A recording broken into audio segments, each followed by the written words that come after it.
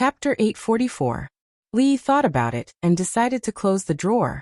If this was Zue Mo's with their current relationship, he might really open it secretly to see if she had scolded him in the diary, or if she had any little secrets. But Ruoqing was different. She was so beautiful that he couldn't bear to do anything sinful. The moment he closed the drawer, his eyes inadvertently swept over the yellowed paper at the bottom, and his hands paused again. The paper was a little old and wrinkled, and he could vaguely see some lines in handwriting on it. It was very familiar. Li hesitated for a moment, took out the thick book with a blank cover, put it on the table, and carefully took out the paper below. The doubt on his face deepened, because the familiar feeling also deepened. The paper was very old. He opened it carefully, and the lines and handwriting were clearer. The first thing he saw was a poem written on it. To be exact, it was a word. Delicate clouds play tricks, flying stars spread hatred. The silver river crosses in the dark. It was Immortal Magpie Bridge. When he completely unfolded the paper, the lines gradually took shape. It was a woman in a palace dress, with colorful ribbons flying behind her. Opposite the woman was a man in coarse clothes. In the middle was the Milky Way outlined by a few strokes, and under the feet of the two were countless birds drawn by 2 strokes. It was a meeting on the Magpie Bridge drawn by simple strokes. The words were very ugly, and the simple strokes seemed extremely childish to him now, but the words were written by him, and the painting was also drawn by him. This was the sky lamp that he and his little maid had personally released on the double 7th day of the first year of Jinghe. Later, the sky lamp was picked up by Wan Ruoqing, and this Immortal Magpie Bridge also spread out. The interaction between him and Wan Ruoqing probably began from this sky lamp. It was just that he didn't expect that this thing, which Li Yi himself had long forgotten, would be brought to the capital city by her, and kept until now. Li stared at the lines on the paper in a daze for a long time before he folded it again, and put it back in its original state. He picked up the book again. When he was about to put it back, he opened it and took a look. It was the first day of the 7th month in the first year of Jinghe. After flipping another page, it was already the 7th of July, and then the 13th of July. This was obviously a diary, and it was not the kind that was recorded every day. As for why it started in July, it might be because she had just finished her previous diary, or maybe she had just developed the habit of writing a diary at that time. This was not important. What was important was that this was her diary. Li only glanced at it and didn't look at it again. He closed it and carefully put it back. If it was some other kind of book, it wouldn't be a big deal to look at it. However, it was somewhat immoral to read someone else's diary after knowing it was someone else's. The few articles that she had accidentally glanced through were nothing more than things that happened in the brothel, or a talented man or woman who had written a good poem at a poetry meet, and she copied it down. There was also a prayer lantern that fell from the sky at a certain poetry meet, and it happened to land at her feet with a good poem written on it, and something like that. The diary was a very private thing. If there was a woman's worries written in it, it would be inappropriate for him to peek at it again. However, what worries could Ruoqing have? Just thinking about it made his heart itch. Should I look at it again, just one look? His hand pressed on the diary, and his heart was hesitant. Just when Li Yi's mind was a little confused, there were footsteps coming from the door again. Wan Ruoqing gently pushed the door open, and there was a trace of panic on her pretty face. When she saw Li Yi sitting in front of the table and writing something, she finally felt relieved. Li Yi turned around and glanced at her. He pointed to a book on the table. The page that you just read, I helped you fold it. Next time, just find the page with the corner. Wan Ruoqing came over and nodded. It is a script written by someone. Old Sun thought it was good, so he brought it to me yesterday for me to review. Her eyes inadvertently glanced at the drawer next to the table, and then quickly moved away. Li Yi pretended not to notice her gaze. He pointed to the bedside and gestured for her to sit down. Then he said, "How many states are there now that we haven't explored?" "There are 5. Wan Ruoqing did not think too much and gave the answer. "These 5 states are all barren lands. We have sent people there before, but in the end, they did not succeed. It doesn't matter. In that case, we can just abandon these 5 places." Li Yi shook his head and said, "What do you think if we go to the Qi Kingdom?" Wan Ruoqing said in surprise. You mean bring our brothel to the Qi kingdom? Li nodded. Wan Ruoqing frowned slightly. She thought for a moment and said, the Qi kingdom is different from the Jing kingdom. If our people go there, they will definitely encounter unimaginable obstacles. It's fine if it's just for show, but if it's for gathering information. When it came to the brothel, she became serious. She seriously analyzed the pros and cons of developing the brothel in the Qi kingdom, and how they should go about it if they really had the idea. Li listened to her while thinking about other things. Since she entered the room, she had glanced at the table 3 times, intentionally or not. Each time, her eyes would sweep over the drawer, which meant that there was something important inside. It made her, who had always been steady, panic. Li looked at the blank diary on the bookshelf in his mind. After a long time, he let out a long sigh of relief. At the same time, his mind moved. The book slowly turned to a page. 2 pages. Countless pages. The 7th day of the 7th month in the 1st year of Jinghe. Poems can fall from the sky. I wonder who Li, the one who wrote If Love Lasts for a Long Time, How Can We Stay Together Day and Night, is the 15th day of the 8th month in the 1st year of Jinghe. May we live together for a long time. So he is Li Yi. I should have thought of it. I should have thought of it. Jinghe, he's actually our neighbor. But he's so talented. Why does he act like a businessman? Oh no, he offended so many people tonight. Will it affect his career? It's all my fault. I shouldn't have gone tonight. He's injured. I don't know if it's serious or not. Thanks to him today, elder son and the others don't have to leave. The sisters also have food to eat. It seems that we owe him too much. His wife is so beautiful. She's a good match for him. Is he going to the capital? When will he come back? He's finally back. He wrote so many poems for Zue Mo. Even Zue Mo herself was shocked. Zue Mo. So Zue Mo is also. The capital is really big. Can the brothel really open all over the capital, and all over the Jing kingdom in the future? Zue Mo is also here. That's great. She should be very lonely in Qing Prefecture. I wonder if he will come today. He should be very happy to see Zue Mo. The expression on Li Yi's face changed. Sometimes happy, sometimes sad, sometimes annoyed, and sometimes worried. The reason why he didn't like to put the handwritten books into his mind was that when he received the information, he could clearly feel the emotions of the writer at that time. There was no real empathy in the world, but for Li Yi there was. Although he had never experienced anything like this before, the emotions that were revealed between the lines would be experienced by him in the process. When reading engraved books, such a situation would not occur at all. Therefore, he almost completely experienced the emotional journey of Wan Ruoqing in the past 2 years. Of course, he also experienced the emotions hidden between the lines. You. What's wrong with you?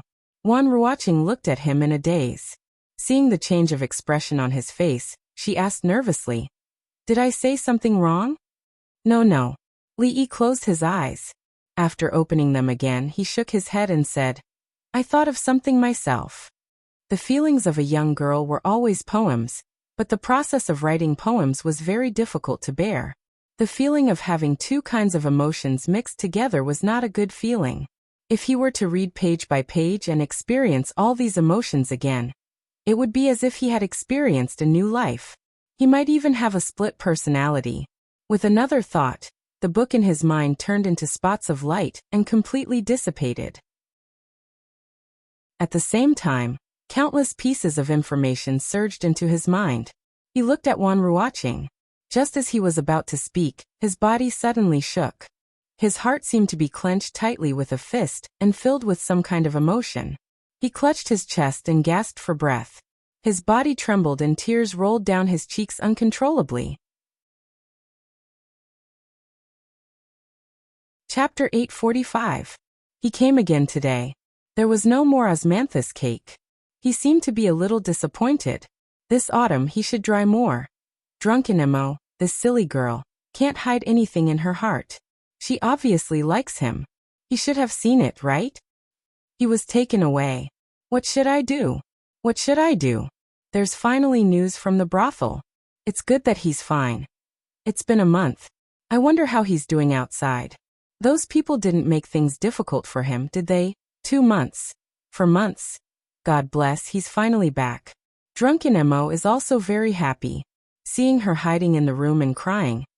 If it can continue like this, it's really good. This year's Osmanthus is very good. He will definitely like it. Drunken Mo, they? It's good that Drunken Mo can have a good home. Lee sat there in a daze.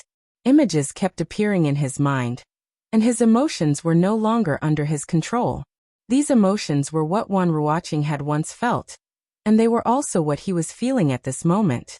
Although he had not experienced it personally, for some reason, these emotions and feelings were so real and clear, filling his heart. Joy, grievance, happiness, sadness. All kinds of things were intertwined. In the willow alley, the person standing behind the door and watching the two people in the courtyard talking and laughing was her. Outside the brothel, the figure standing at the entrance of the alley and looking into the distance was also her. In front of the window of the small building, watching a figure disappear, she sat there for a long time until night fell. It was still her. She still smiled at him and spoke softly, exactly the same as before. But no one knew the pain in her heart. Wan Ruoqing looked at him clutching his chest and crying uncontrollably. Her beautiful face had already turned pale. She said anxiously, "What's wrong with you? Is your chest uncomfortable? I'll call the doctor right away." The moment she turned around, Lee reached out to grab her wrist and said in a low voice, "I'm fine, don't worry." He had only personally experienced some of the things in her heart. She could even stand here and talk to him without the slightest bit of awkwardness. What could possibly happen to him? Wan Ruoqing's face was still pale. She looked at him and said worriedly, "Then you." "It's okay. My chest suddenly hurt a little, but it's much better now." Lee shook his head and said, "I'm a little thirsty. I'll go get some water." Wan Ruoqing hurriedly got up. There was a glass container and a cup in the corner of the room. Although it was what she usually used, she couldn't care so much at this moment. After pouring a cup of water for him, she quickly walked over. Lee picked up the glass of water and drained it in one gulp. Only then did he calm down a little. Wan Ruoqing was still worried. She looked at him and whispered, "Is there really nothing wrong?" Lee smiled and stood up. He patted his chest and said, "I'm really fine. Let's go out. They should be done soon." Wan Ruoqing shook her head and said, "You rest here for a while. I'll go find a doctor." "I'm really fine." Lee shook his head and said, "When you enter the palace tomorrow, just find a doctor." Wan Ruoqing looked at him a few more times. Seeing that he was really fine, she nodded and said, "You must remember tomorrow. The play is almost over. Let's go." She turned around and prepared to open the door. "Ruoqing." A voice came from behind her. She turned her head and looked at him in confusion. He used to call her Miss Wan, or Miss Ruoqing. After they got to know each other, he didn't call her that. In his memory, he had never formally called her that. Lee slowly walked over. He looked at her and said in a low voice, "Can I hug you?" She was startled and didn't believe her ears. She raised her head to look at him. Lee opened his arms and took a deep breath. Just for a moment. She looked at the smile on his face and her heartbeat sped up. She clasped her hands together and didn't know what to do. After hesitating for a long time, and seeing that he still didn't put his hands down, she slowly opened her arms. Lee embraced her and put his hands around her waist. He slowly closed his eyes. Wan Ruoqing opened her eyes. Her heart was beating very fast. She didn't know where to put her hands. After a long time, she finally dared to hold him gently. She carefully looked up and closed her eyes as well. No one knew how long it would be for a moment. It could be as short as the blink of an eye or as long as the world. Lee didn't know either. "They're coming." After a long time, Wan Ruoqing finally spoke softly. Lee let go of his hands and said, "Let's go down as well." As for this hug, they tacitly didn't mention it. When he walked out of the building, Zheng Zumo and Lin Wanru also walked over from the opposite side.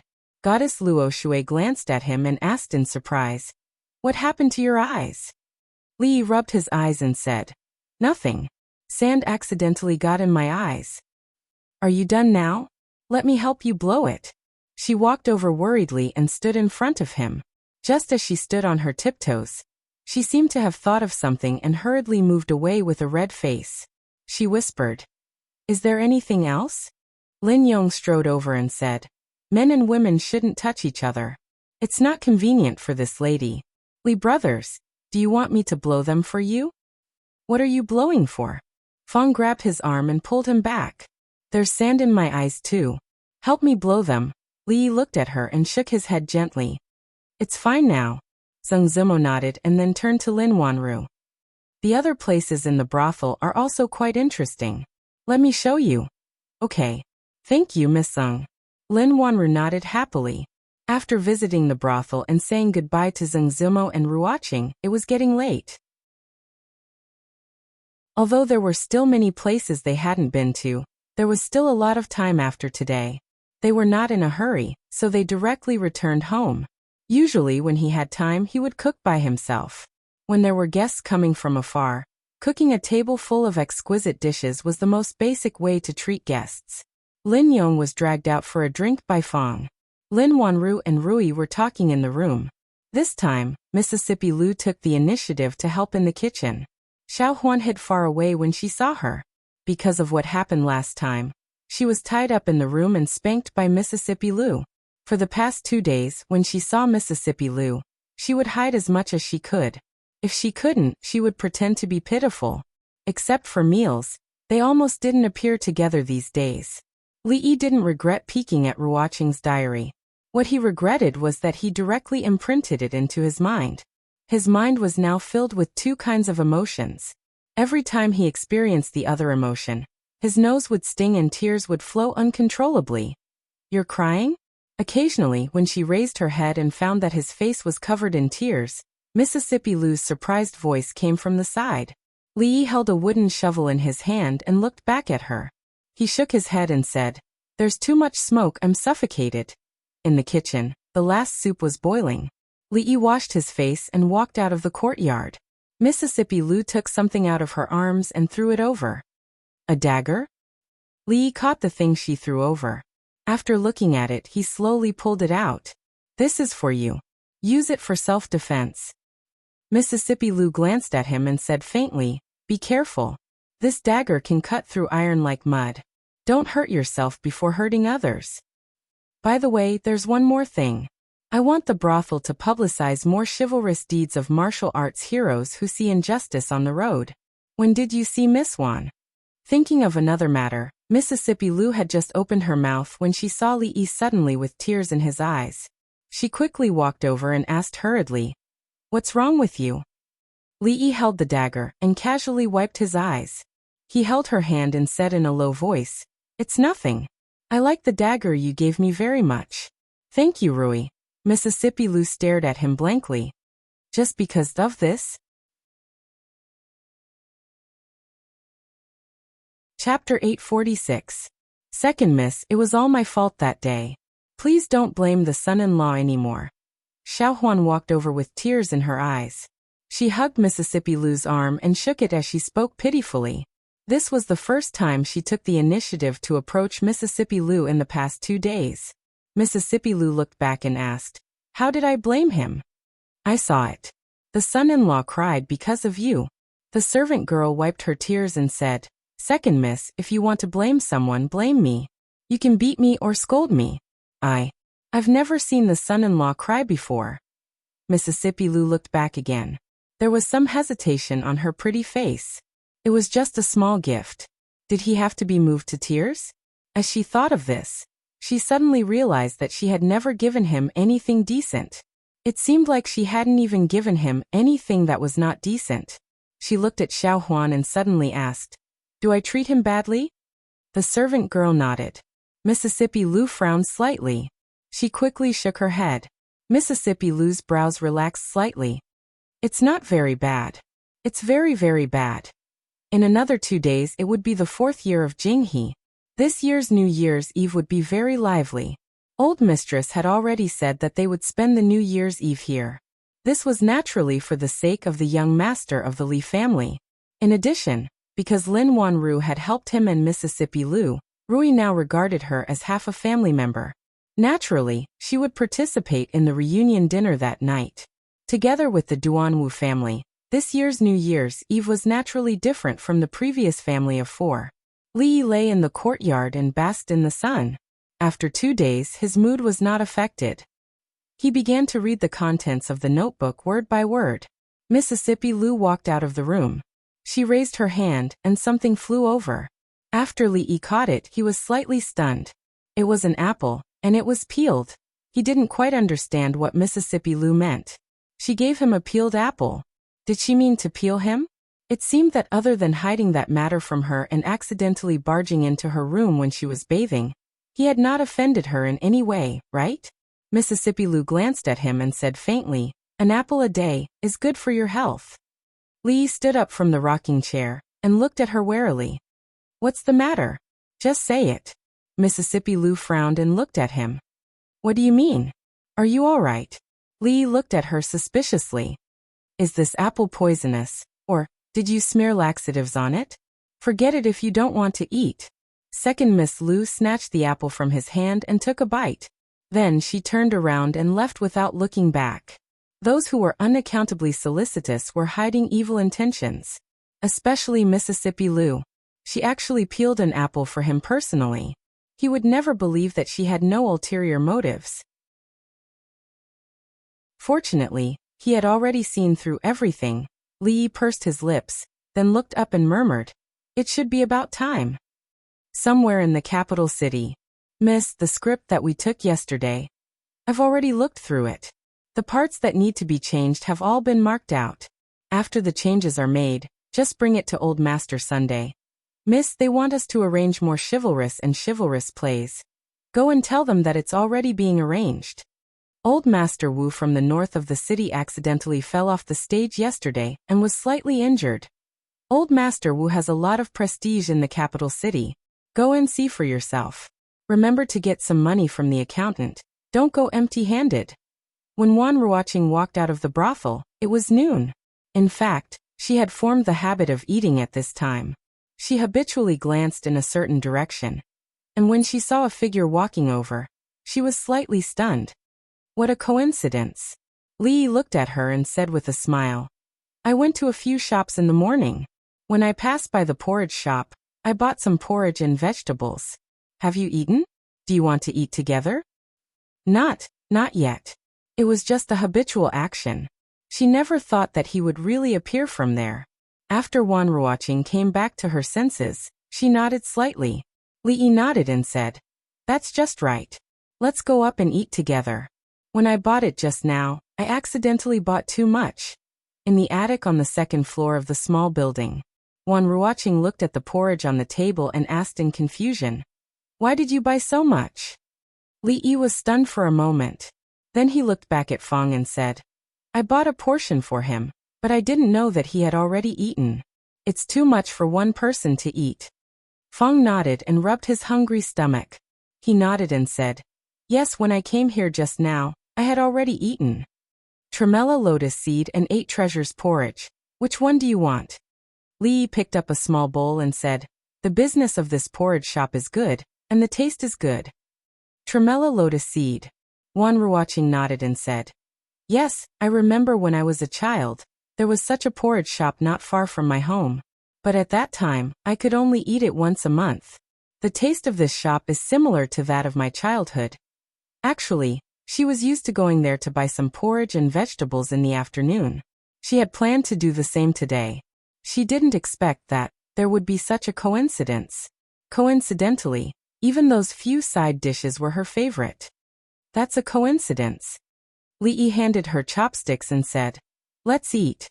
I have a few ideas about the future development of the brothel. I want to discuss with you." Smelling the fragrance of porridge, Feng swallowed a mouthful of saliva, gently closed the door, and went out.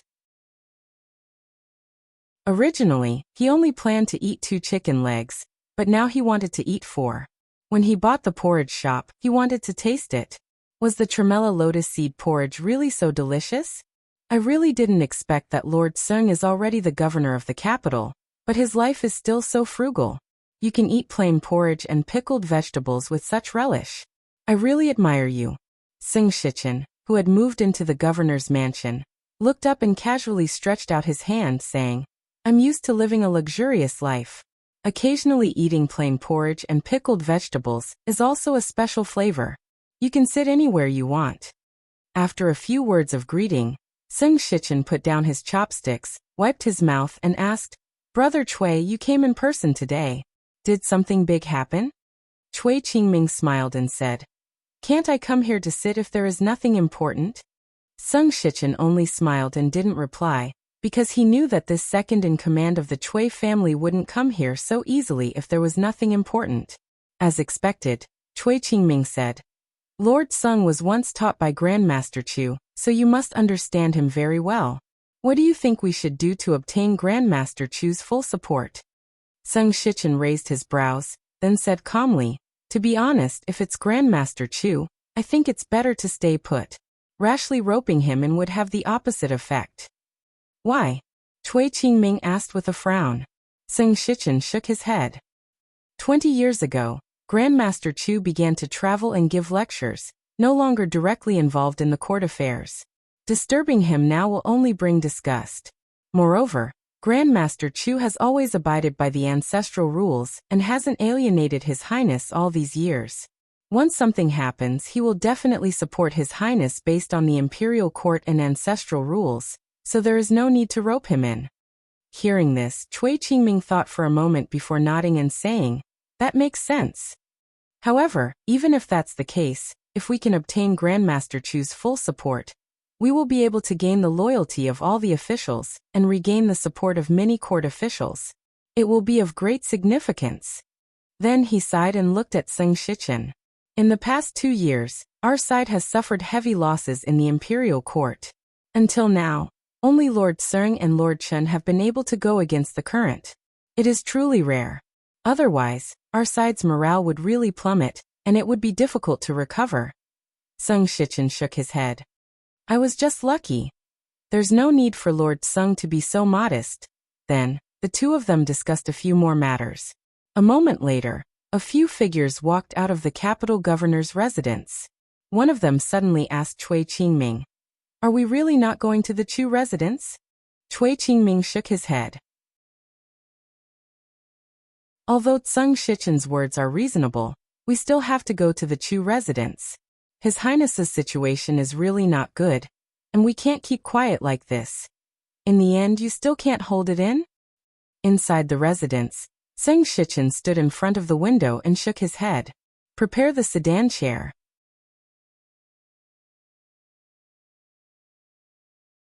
Chapter 847. On New Year's Eve, you are alone at home. It's quite lonely. Why don't you come together? It will be livelier with more people. When Wan Ruoqing was cleaning up the dishes, Li Yi suddenly looked at her and said, Ruri had mentioned it to him several times. That day, she asked him to pick up Zumo. On New Year's Eve, the whole family had to reunite. It didn't make any difference whether it was 1 or 2, or 3 or 4. It was better to let them go together, so that no one would be lonely at home. Wan Ruoqing was stunned for a moment. She turned her head and said with a smile, It's not just the few of us. There are many sisters in the brothel who have left their hometown. We have agreed to get together on New Year's Eve. It won't be lonely. By the way, go and talk to Zumo. Zumo should go. We have agreed. Li Yi heard this, nodded slightly and said, Let's talk about it later. Will you still be here tomorrow? There are still a few scripts that I want to discuss with you. Wan Ruoqing raised her head and asked him, Will you come tomorrow? Yes. Li Yi said with some embarrassment. I haven't paid much attention to the matter of the brothel. It's been hard on you. There is nothing urgent recently, so I should help you share some of the burden.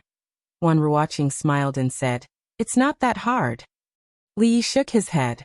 No one knew better than him whether she was tired or not, but he didn't say much. When he got up and walked out of the door, he waved his hand and said, See you tomorrow. See you tomorrow. Wan Ruoqing raised her hand and stood in front of the window. After the figure disappeared, she sat back at the table, opened the drawer, took out the book, and turned to the latest page. The 3rd year of Jinghe, the 28th of the 12th lunar month. Next, there were some happy things. Downstairs, Fang, who was holding a drumstick in his mouth, was also very happy. He held another drumstick in his hand, shook it in front of the sloppy old man, and asked, "Sue, do you want one?" The sloppy old man glanced at him and said coldly, "Scram." Fong was not angry. He shook his head and said, "Sue, why do you have to do this? It's just a few teeth. You can just pull them out. Is there a need to suffer like this?" Seeing that the sloppy old man was about to flip out, he hurriedly took 2 steps forward and handed over the chicken leg, asking, "Young master, do you want to eat chicken?" Li shook his head and said, "You eat by yourself, I'm full." Fong looked up at the attic and nodded to himself. After such a long time, no matter how hungry the son-in-law was, he should be full by now. In front of the sloppy old man, he took a big bite of the drumstick before quickly catching up with Li Yi and asked, "Young master, do you know what Mars guarding the heart means? Where did you hear about Antares guarding the heart?" Li got on the carriage and casually asked. "When I was buying the drumstick just now, I heard it from someone." Fong replied, "But I didn't really understand what they said." Antares refers to a star in the sky. The heart Antares is also a star in the sky. Antares guarding the heart means that these 2 stars meet in the sky. Li thought about it and explained. In fact, these 2 stars were thousands of miles apart, and their sizes were trillions of times different. How could they meet? The so-called Antares guarding the heart was just a visual phenomenon. So it's just 2 stars. Fong curled his lips and put his interest back on the drumstick in his hand. It's not just 2 stars. Antares is called the star of misfortune, and Antares represents the emperor. The meeting of the star of misfortune and the emperor means that the emperor is in trouble. Antares guarding the heart was actually a kind of astrological geomancy.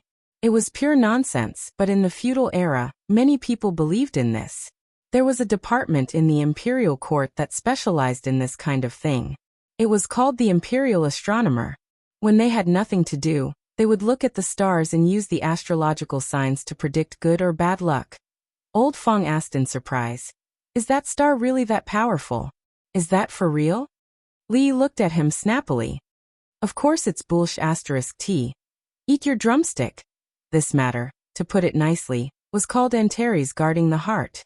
To put it bluntly, it was the emperor was in trouble, and it was time for him to pass away. Of course, there were so many emperors in the world. Jing Kingdom, Zhao Kingdom, Qi Kingdom, Wu Kingdom. Which one would pass away depended on the luck of these emperors. Li wasn't worried about this. Although the old emperor's body wasn't good, he was now taking good care of himself. He wouldn't pass away so soon. Besides, he didn't believe in this. This was something that Li Yi already knew when he was in Ningguang Fu. Not thinking about this matter, he waved his hand and said, "Let's go home." Fong nodded, wiped the grease off his mouth and asked, "Which home?" In the small courtyard of Willow Lane, Zheng Zimo shook her head and said, "I'm not going. I want to stay here with Sister Ruoqing." Li Yi said, "You can go together." She still shook her head. Li Yi looked at her and said, "But you can't live here for the rest of your life." "Why not?" She glanced up at him and said, "I'll stay here. Anyway, with Sister Ruoqing accompanying me, I have things to do every day. No one will bully me." "Who will bully you?" Li Yi looked at her and said after some thought, "Besides, Ruoqing will marry someone one day. What will you do then?" Zheng Zimo was startled. She really hadn't thought about this. Li Yi looked at her and said, "At that time, will you still live here with Xiao Cui?" For some reason, thinking of Sister Ruoqing getting married, she felt particularly uncomfortable. A thoughtful expression appeared on her face, and she suddenly looked up at Li Yi and said, "How about you marry Sister Ruoqing as well? The 2 of us can take care of each other. It's the same no matter where we are." This time, it was Li Yi's turn to be startled. Happiness had come so suddenly. So Zheng Zimo was also so reasonable? He thought about it and said, "What you said is not unreasonable, Hiss. Is it reasonable?" She looked at him with wide eyes. Although she seemed to be smiling, the curve of her mouth was full of danger. "What you said doesn't make sense at all." Li Yi covered the soft flesh on his waist and said, "Have you asked for Ruoqing's opinion? Have you asked for my opinion?" She looked at Li Yi and suddenly let go of her hand. She lowered her head and said softly, "Actually, Sister Ruoqing met you before I did. And I can see that she also likes you very much. She just always hides those words in her heart. The two of us have always been together. Seeing her marry someone else, I will also feel uncomfortable. How about, you consider what I just said?" Li shook his head and said seriously, "Don't talk nonsense. It's not good for Ruoqing to hear this. Jumping into a pit once was enough. How stupid was he to fall in the same place twice?" She looked at Li Yi, blinked, and then laughed. Okay, I was just joking. I won't let Sister Ruoqing know. You can't make this kind of joke so casually." Li glared at her, and gave her a serious ideological education, before leaving in satisfaction. Outside Willow Lane, when he got into the carriage, Fong lifted the curtain and asked, "Young master, which home are we going to this time? To the palace?" Li Yi waved his hand. "No, I'm really going home this time. There were 2 days until the court conference. Her Highness must be very busy. There was nothing urgent, so it was better to go home and celebrate the new year in peace." In the small courtyard, Xiao Chui poked her head out of the room for the first time. Finally, she couldn't help but walk out and say, "Miss, what are you thinking about? It's cold outside. Come inside and think about it." After a few calls, Zheng Zimo finally realized and nodded. "Yes, go in." She stood up, but her body suddenly fell to the side. Xiao Chui hurried to support her and said with concern, "Miss, what's wrong? Don't move, don't move." Her voice was a bit panicked. "Stand there and don't move, my feet are numb."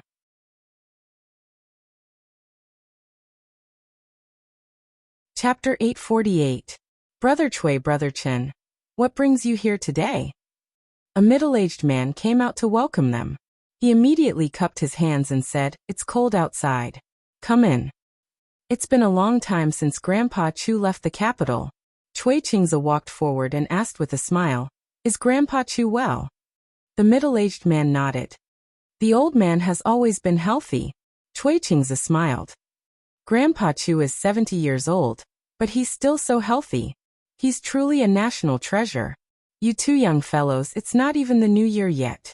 Why are you here so early?" The two had just stepped into the room, when an elderly voice came from ahead. An old man with a head full of white hair and a face like a withered pine tree looked up at the two of them and asked, "Is Chunin well?" "Greetings, Grandpa Chu."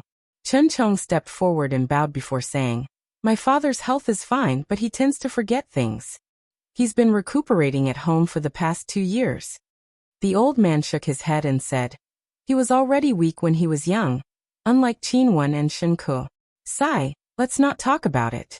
Tomorrow is the first day of the Lunar New Year. Why are you here today?" After Chui Qingze bowed, he smiled and said, "We're worried that too many people will come to the Chu Manor after the first day, and we won't be able to see Grandpa Chu. As such, we came early to pay our respects." "You're quite eloquent." The old man glanced at him and said, "Have a seat." After the two of them sat down, the old man put down his scroll and asked, "I heard that the imperial court is planning to build academies in the various provinces to allow poor students to study for free?" Chui Qingze was taken aback and nodded. "That's true. When the previous emperor was still alive, I mentioned this many times, but it was delayed with the excuse that the treasury was tight. When has the treasury not been tight?" The old man glanced at the two of them and said, "Who came up with this idea to get these people to raise money? It's simply brilliant." Chui Qingze's expression was awkward. He didn't feel good listening to this. He had come today to say that the princess's governance was against etiquette, but he hadn't expected Grandpa Chu to praise the princess before he could say anything. He could only nod and say, "It was Her Highness who came up with this idea.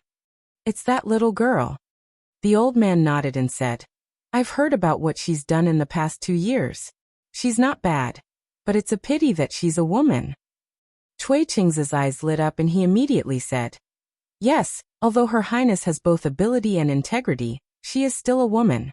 In the future, this great undertaking will still fall on the shoulders of some prince."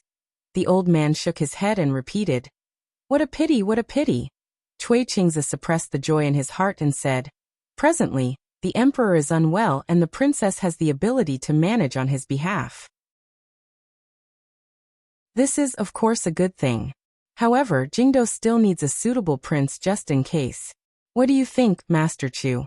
The old man glanced at him and said, You mean the king of Shu? Don't think that I don't know what he's done just because I'm traveling outside. The virtuous king, forcing me to abdicate? Turning into a dragon in the face of a storm? If I was in Jingdo at the time, I would use this walking stick to crack his head open and ask him who taught him all this nonsense. The old man picked up the walking stick beside him and knocked it against the ground. The emperor is already exceptionally merciful by not chopping off his head. Cui Qingzi was momentarily at a loss for words. After a long time he said, Master Chu, you don't know, but His Highness was framed by someone. He would certainly not do such a thing. Fine, fine. The old man waved his hand and said, No matter what, he is the emperor's eldest son and has the right of the ancestral system. I only hope that in Shuzhou, he can properly reflect on himself and not make mistakes. If he can turn over a new leaf and has virtuous officials at his side to assist him, it's not impossible for him to become a wise ruler. This was a very clear stance. Cui Qingzi knew that although Master Chu was angry at His Highness's foolish actions, his stance had not changed. He hurriedly said, His Highness has been diligently studying every day in Shuzhou, quietly reflecting on his mistakes. It has already been a year, and he is no longer the same as before. He will definitely not disappoint Master Chu's expectations. His tone changed as he said, However, His Majesty's body is seriously ill, the court is in chaos, and there are treacherous officials causing chaos. His Majesty has also delayed summoning His Highness back to the capital. The old man did not wait for him to finish. With a wave of his hand he interrupted him. The court is in chaos? Why do I feel that the court is in a rare moment of clarity in the past few decades? As for treacherous officials, His Majesty's numerous actions this year have already gotten rid of many of the treacherous officials in the court. How can there be treacherous officials causing chaos? Cui Qingzi opened his mouth, but he suddenly did not know what to say. Chen Chong took a sip of tea, and quietly savored the Chu estate's fragrant tea. Does Master Chu know that several days ago, there was a warning of the Antares guarding the heart phenomenon? The Antares guarding the heart is greatly detrimental to the emperor, and is a sign of treacherous officials causing chaos in the government. That Marquis of Chang'an Li is the only one who is favored by His Majesty. The Antares guarding the heart. His Majesty does indeed live up to these words. The old man nodded, then shook his head. But the Antares guarding the heart is only detrimental to the emperor. There is no intention of treacherous officials causing chaos in the government, right? But, could it be that the Directorate of Astrology has come up with a new theory of astrology? Cui Qingzi, Master Chu, this junior will take his leave. A moment later, Cui Qingzi and Chen Chong stood up, bowed to the old man surnamed Chu, and turned to leave. After watching the two leave, the middle-aged man turned to look at the old man and asked, Father, why did you? The old man looked at him and said, What you hear may be false, but what you see is true. The Chu family has 100 years of good reputation. It is extremely difficult to build a tree, but it is extremely easy to destroy it. Remember this. The middle-aged man bowed respectfully. This child has learned his lesson. Li, the old man murmured, then yawned. I'm tired. If there's anything, let's talk when I wake up. In front of the Chu residence, Cui Qingzi took a deep breath and calmed his emotions with great difficulty. Chen Chong shook his head and said, The outcome is already very good. At least Master Chu was willing to say those words. At the critical moment, he will definitely speak up for His Highness. Still not enough. Cui Qingzi let out a long sigh and murmured. What he wanted was not what Grand Tutor Chu said, but what he did. If this scholar of the Jing Kingdom was willing to take a clear-cut stand on their side, it was equivalent to them obtaining the support of all the scholars in the world at the same time. How could the effect be compared to a mere sentence? As if thinking of something, Cui Qingzi asked again, Is Antares guarding the heart really not a treacherous official who wants to disrupt the government? Chen Chong thought for a moment, then said, Brother Cui, when you go back, you might as well read more books. Uncle Cui, Uncle Chen. A voice came from ahead. Cui Qingze turned his head and saw the newcomers. He smiled and said, "Oh, it's Chu Ping. Why didn't you visit the estate this time?" Chu Ping said somewhat embarrassedly, "I plan to visit in a few days." After greeting the two, Chu Ping entered the estate while Chen Chong and Cui Qingze got on the carriage. Cui Qingze glanced at the Chu estate and said, "I heard that Chu Ping has been spending a lot of time with that child from the Wei family recently?" Chen Chong looked at him, and his eyes flickered. Then he nodded slowly. "They have been getting closer recently." Cui Qingze patted his robes and smiled. "Getting closer is good, getting closer is good."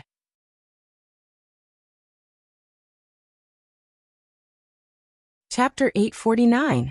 I'm here. Brother Cui, farewell. Farewell. After bidding farewell to Cui Qingze, Chen Chong returned to the estate and went straight to his study. He picked up a brush, thought for a moment, and then switched the brush to his other hand. He wrote a few lines, put it into an envelope, and sealed it with clay. He raised his head and asked, "What is third young lady doing?" The servant girl at the door immediately replied, "Young lady is bathing and will be going out in a moment." These past years, if he had not taken the initiative to accompany her out to relax, Miaoyu would not have so easily left the estate. But these days, she was going out almost every 2 days. Chen Chong naturally knew where she was going. He put the envelope in his sleeve and lightly said, "When Miaoyu comes out, let me know." "Yes," the servant girl lightly replied. Chen Chong returned to his desk and casually took out a book. After flipping through it, he murmured, "Antares guarding the heart." In a street in the capital, a woman carrying bags of various sizes turned her head and smiled. "Young lady, you treat these children so well. No wonder they often talk about you." Wan Ruoqing also carried some things. She smiled. "They have no parents and usually come to the brothel to help out. Tonight is New Year's Eve, so it's only right to send some things over. This year, everyone is celebrating at the brothel. Why don't we also call them over? The more people there, the livelier it will be." The place where the two of them were at was not in the downtown area, but in the poor residences of the capital. A dozen or so steps behind them, there were several figures following from a distance. The woman nodded. "If these children are here tonight, it will definitely be more interesting." The two of them came to the front of a small courtyard and knocked on the door. Soon, the sound of cheerful footsteps could be heard from within. When the door opened, a little girl with 2 pigtails appeared. Seeing them, she said in pleasant surprise, "Elder sister Ruoqing, you've come." The woman beside her pretended to frown and said with dissatisfaction, "You only see elder sister Ruoqing?" The little girl immediately put on a look of pleasant surprise and widened her eyes. "Elder sister Xiaolu, you've come too." Wan Ruoqing stooped down, touched her little head and said, "Xiaobei, you're wearing very beautiful clothes today. And your hair is also very beautiful. Did sister Shuang comb it for you?" Hearing elder sister Ruoqing praise her clothes and braid, the little girl was even happier. Her eyes curved into crescent moons as she hurriedly said, "It's not elder sister Shuang. Elder sister Shuang wouldn't comb such beautiful braids. It's Big Brother who did it for me. The beautiful clothes were also given to us by Big Brother." "Big Brother?" Wan Ruoqing's face was filled with confusion. "Sister Ruoqing is here." A burst of cheerful voices came from the room, and a few figures immediately ran out. They were all children. The oldest was 12 or 13 years old, and the youngest was only 6 or 7 years old. When they saw Wan Ruoqing, their faces were full of surprise and excitement. Of course, there were also older ones. Li Yi walked out of the room with a little girl holding his hand. When he saw Wan Ruoqing, he was surprised for a moment before he smiled and said, "What a coincidence. Elder sister Ruoqing, the candied plums that Big Brother gave us are so delicious. Try one." The girl named Xiaobei ran out of the room and put a candied plum in Wan Ruoqing's hand. After thinking about it, she ran in and took another for Li Yi before running away again. Li Yi threw the candied plum into his mouth and said, "Yesterday, I heard from elder son that these children are lonely and helpless. It's not easy for them to support themselves in the brothel. It's almost the new year, so I came to see them. They're all poor children." Wan Ruoqing looked at the figures running around in the yard with a smile on her face and said, When they grow up, I can teach them some things. In the future, they won't have to worry about living in the brothel. Lee knew that she had lived a hard life since she was a child. After experiencing those hardships, she would be full of pity for people who had the same experience or worse situation. Of course, it was not pure pity. Even the porridge at the door of the brothel would be earned by the beggars through their own labor. Now, the beggars in the capital no longer had to worry about not having enough to eat. For those who were willing to work hard, they even had extra money. Not to mention that there were no beggars in the capital, but the life of the beggars in the capital was undoubtedly much better than that of the beggars in other places. Tonight was New Year's Eve, and both of them had many things to do. After seeing the children, they walked back together. I've been thinking about it for the past few days. If we want to extend our brothel to the Qi Kingdom, it's not impossible. However, we first need to nurture some trustworthy people there. On the way, Wan Ruoqing mentioned the matter that he had mentioned a few days ago. He shook his head and said, "If it's only one prefecture, it'll be easier. However, if it's the entire Qi Kingdom, it'll be a huge obstacle. This matter is not so urgent." Li shook his head and said, "In fact, the Jing Kingdom is already big enough. If we expand further, it may be out of control. For the time being, let's take it one step at a time." The two of them talked for a while, and they could already see the brothel in front. "Get out of here. You've dirtied my clothes. Can you afford to pay for it?"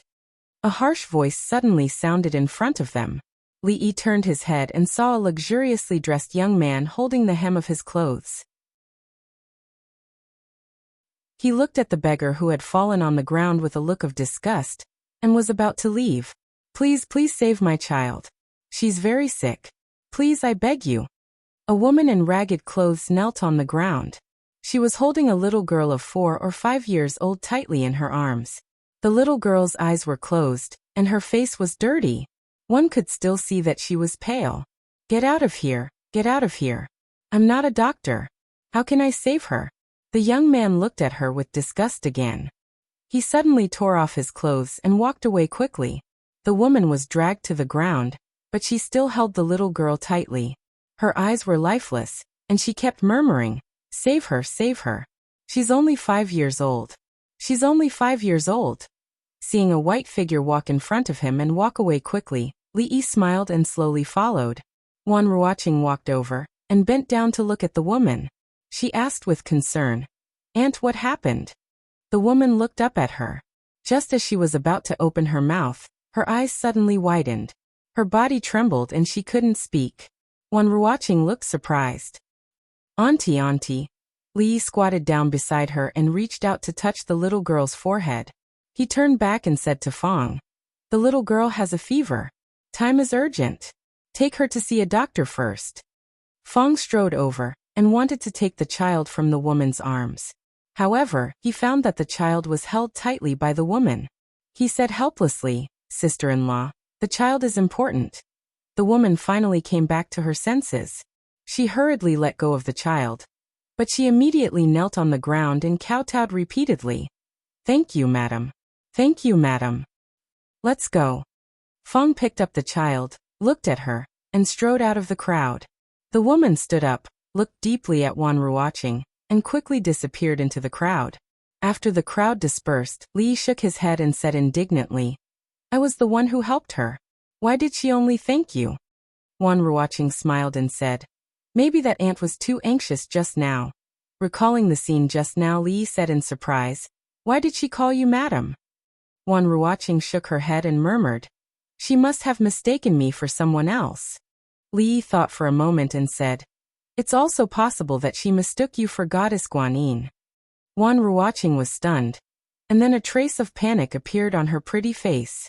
She shook her head repeatedly and said, "How can I compare to Goddess Guanyin? You can't say such things carelessly."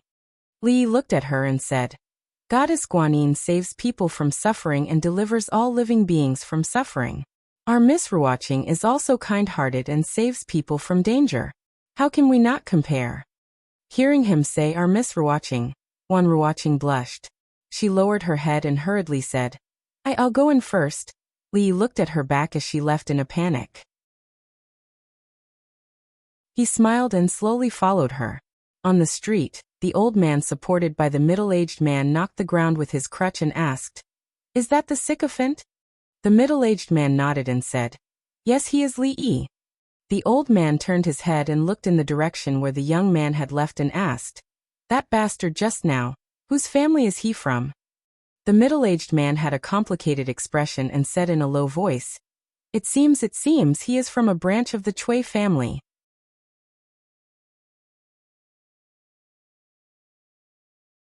Chapter 850. Let's close the brothel early today. There shouldn't be many customers on New Year's Eve. After a few more days of rest, it'll be time to get busy again. When she walked out of the brothel again, Li was carrying a pile of things in her arms. Most of them were scripts that she wanted to take to Willow Alley to read. Wan Ruoqing shook her head and said, "Tomorrow is the first day of the Chinese New Year. We can rest for another day.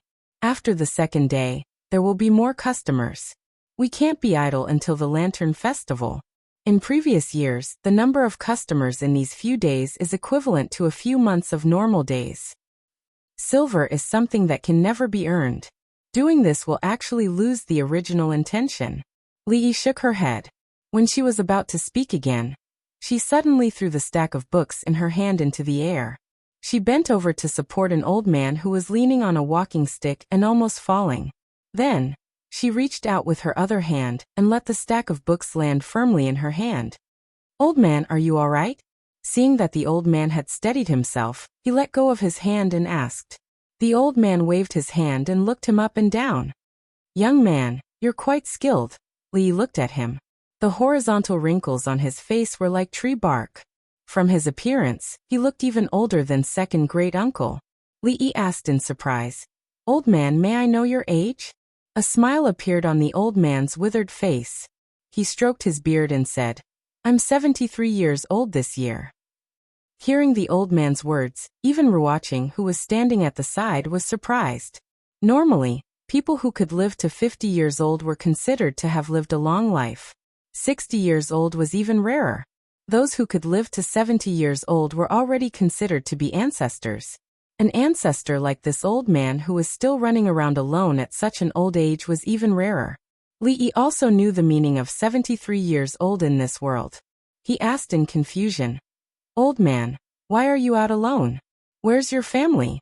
The old man still had a smile on his face. He said, "Haha, I'm just bored at home and came out for a walk." As he spoke, his eyes were fixed on the young man in front of him.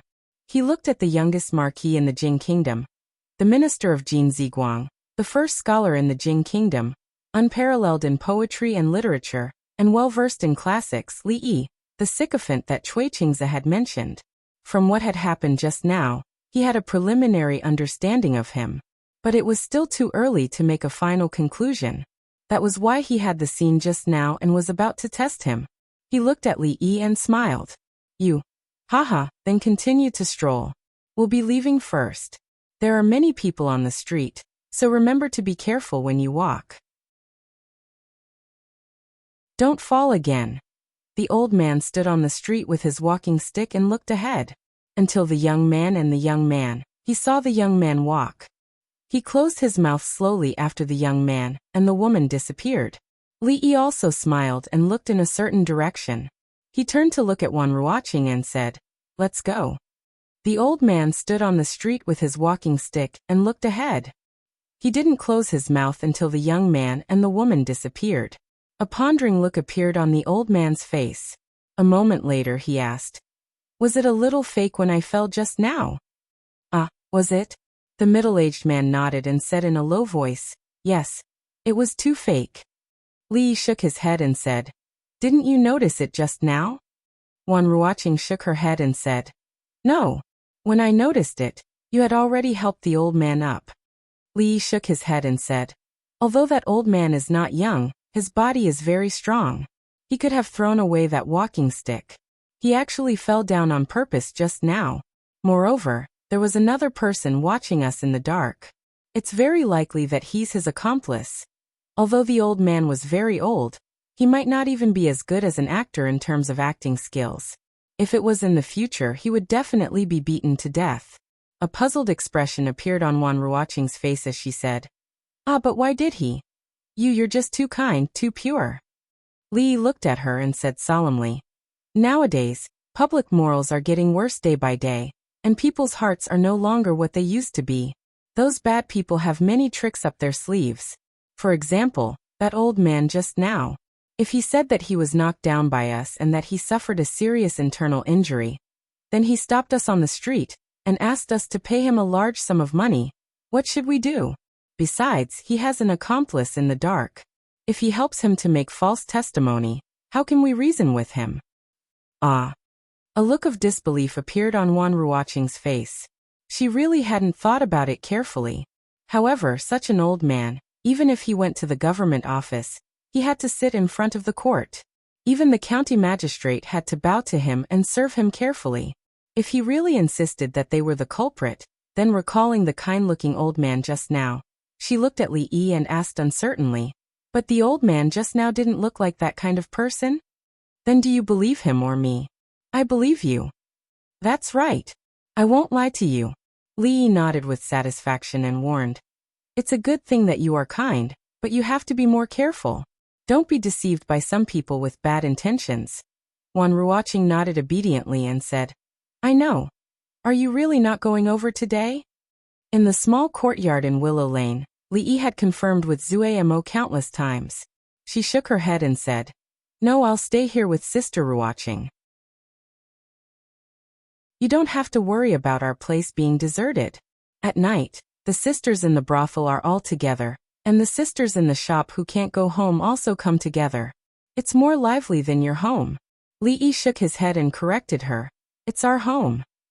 She glanced at him and repeated, "Your home." Li Yi raised a hand and asked, "Whose home?" Zheng Zue Mo blushed, and a strange feeling came from a certain part of her body. This was his usual method of correcting himself. She rolled her eyes at him and said, "Your home. Our home." After a few slaps, she leaned into Li Yi's arms with a flushed face and whispered, Don't be like this. Sister Ruoqing is still at home. She went to take a bath and won't come out for a while." Li Yi looked around and said, "Other than Xiao Chui, who is hiding behind the tree, nobody saw it." "Xiao Chui?" Zheng Zue Mo hurriedly came out of Li Yi's arms, lifted her skirt, and ran under the osmanthus tree in the yard. "Xiao Chui. Ah, miss." The little maid's panicked voice came not long after. "Miss, I did it on purpose." "Ah no, I did it on purpose. Ali help." Li Yi didn't know what she did to Xiao Chui. Not long after, Xiao Chui ran out with a red face covering her butt. A moment later, Zue Mo also came out of the room. "This is for you." She handed an envelope to Li Yi. "What is this?" Li Yi was surprised. "What can't be said face to face. This is for you from Lord Zheng." After she finished speaking, she handed him another letter and said, "This is for you from Mrs. Chun."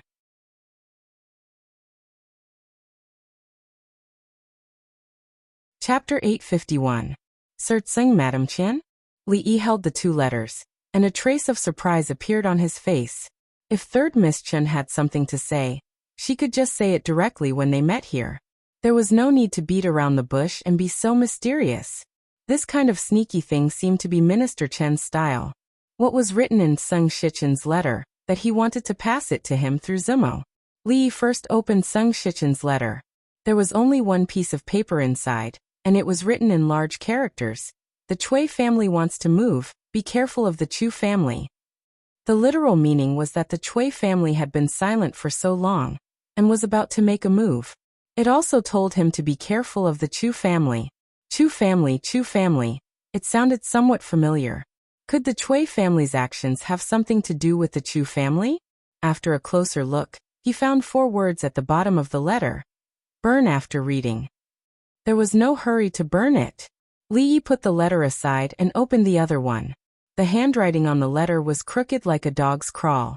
It was definitely not written by third Miss Chen, but it was just as he had guessed. Bewildered heart. Treacherous officials, take care.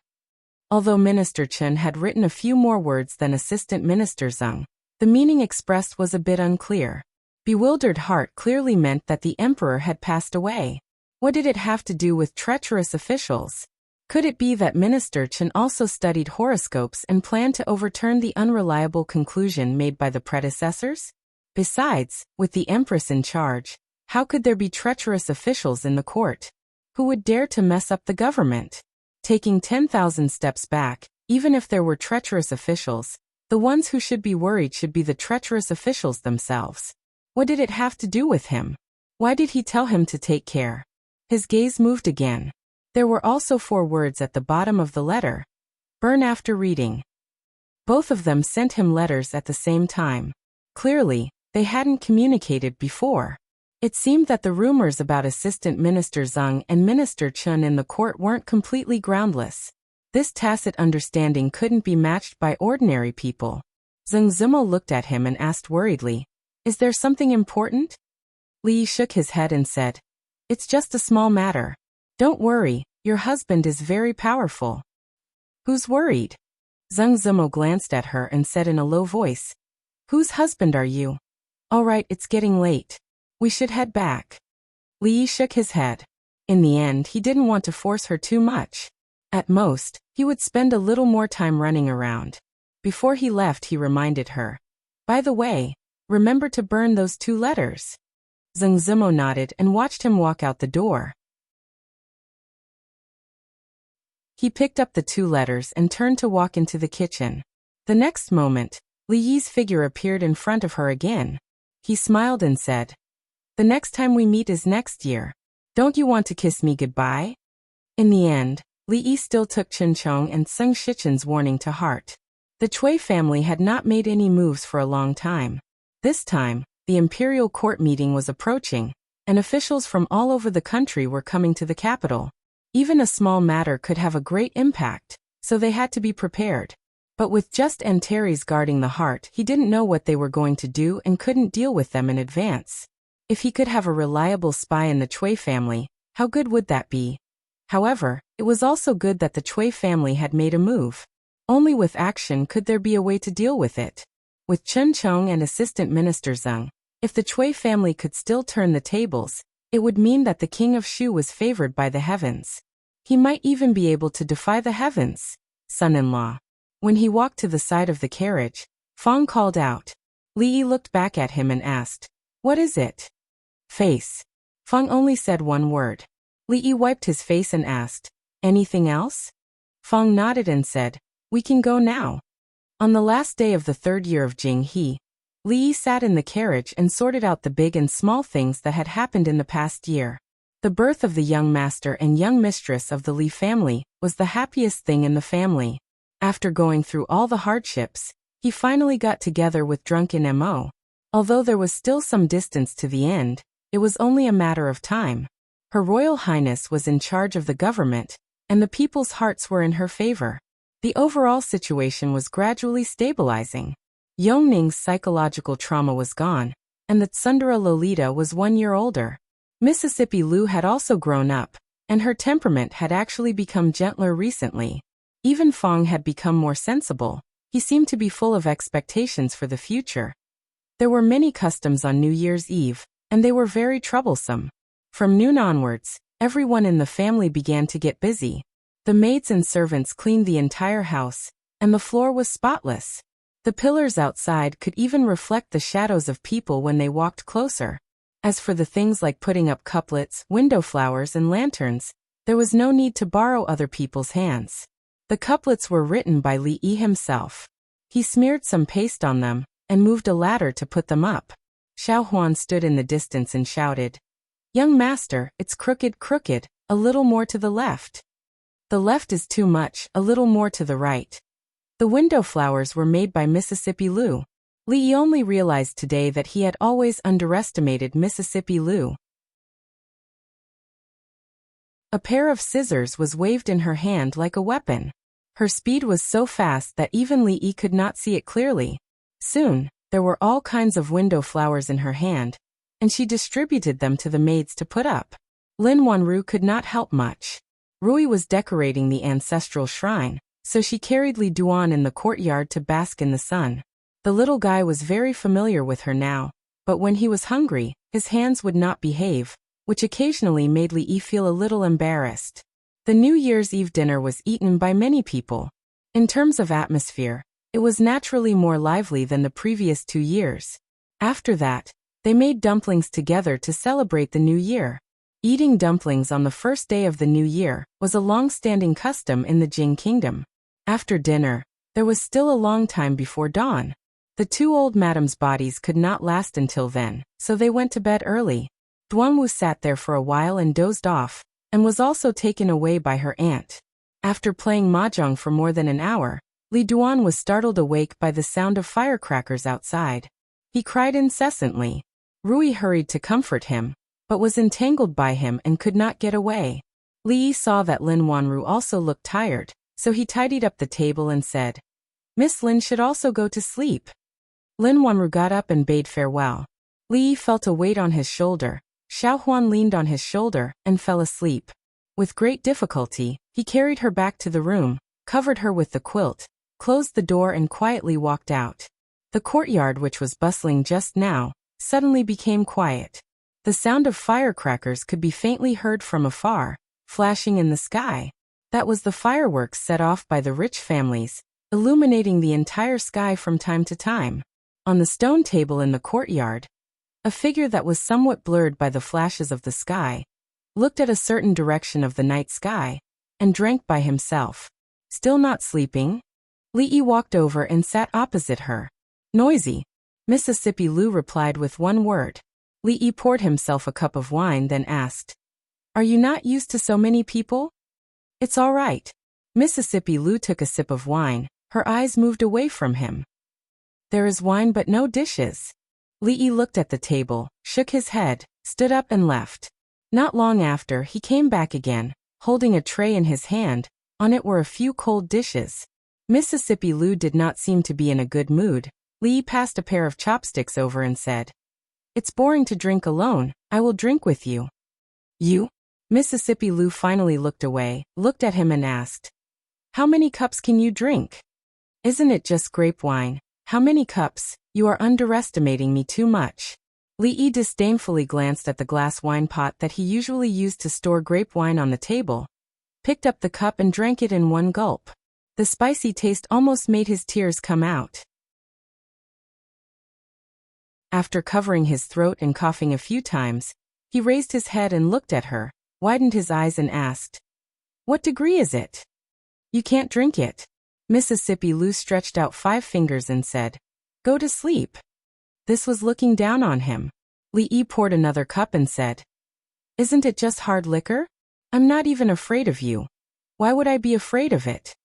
Mississippi Lu picked up the wine cup, toasted across the table, and drank it in one gulp. Li also drank it in one gulp. Cough, cough.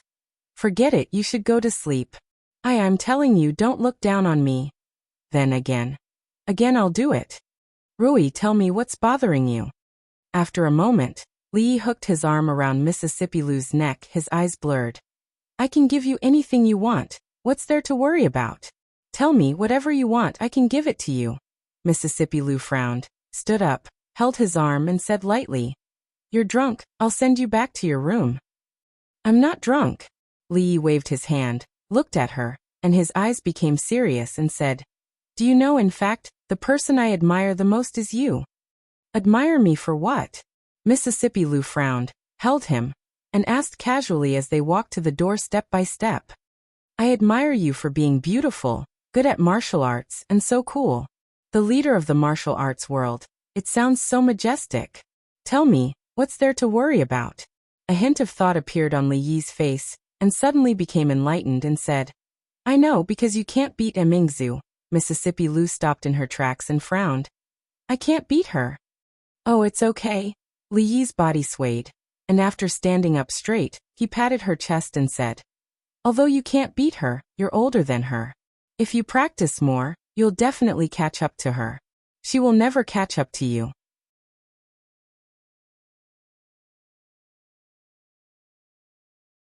Chapter 852. When he woke up, the sky was already bright. His head hurt a little, and his mind was in a mess. He had a dream last night. The moment he woke up, he didn't know what he dreamed of, but he suddenly felt a little empty. After sitting up from the bed, his face changed. In his memory, he was drinking and chatting happily with second Miss Lu under the moonlight. He closed his eyes and opened them again. How did he end up on the bed? Could it be that last night, both of them were drunk, and then Li Yi's face was a little pale? He looked down and found that the clothes from yesterday were still on his body, and Mississippi Lu wasn't sleeping beside him. Only then did he feel relieved. Fortunately, he was only drunk and didn't do anything reckless after getting drunk. But why did his butt hurt so much? Could it be that it wasn't him who did reckless things to Mississippi Lu, but Mississippi Lu did it to him? Thinking of this, he had a terrible headache. He couldn't remember anything about what happened last night at all. Xiao Huan walked in from outside and handed him a wet towel first.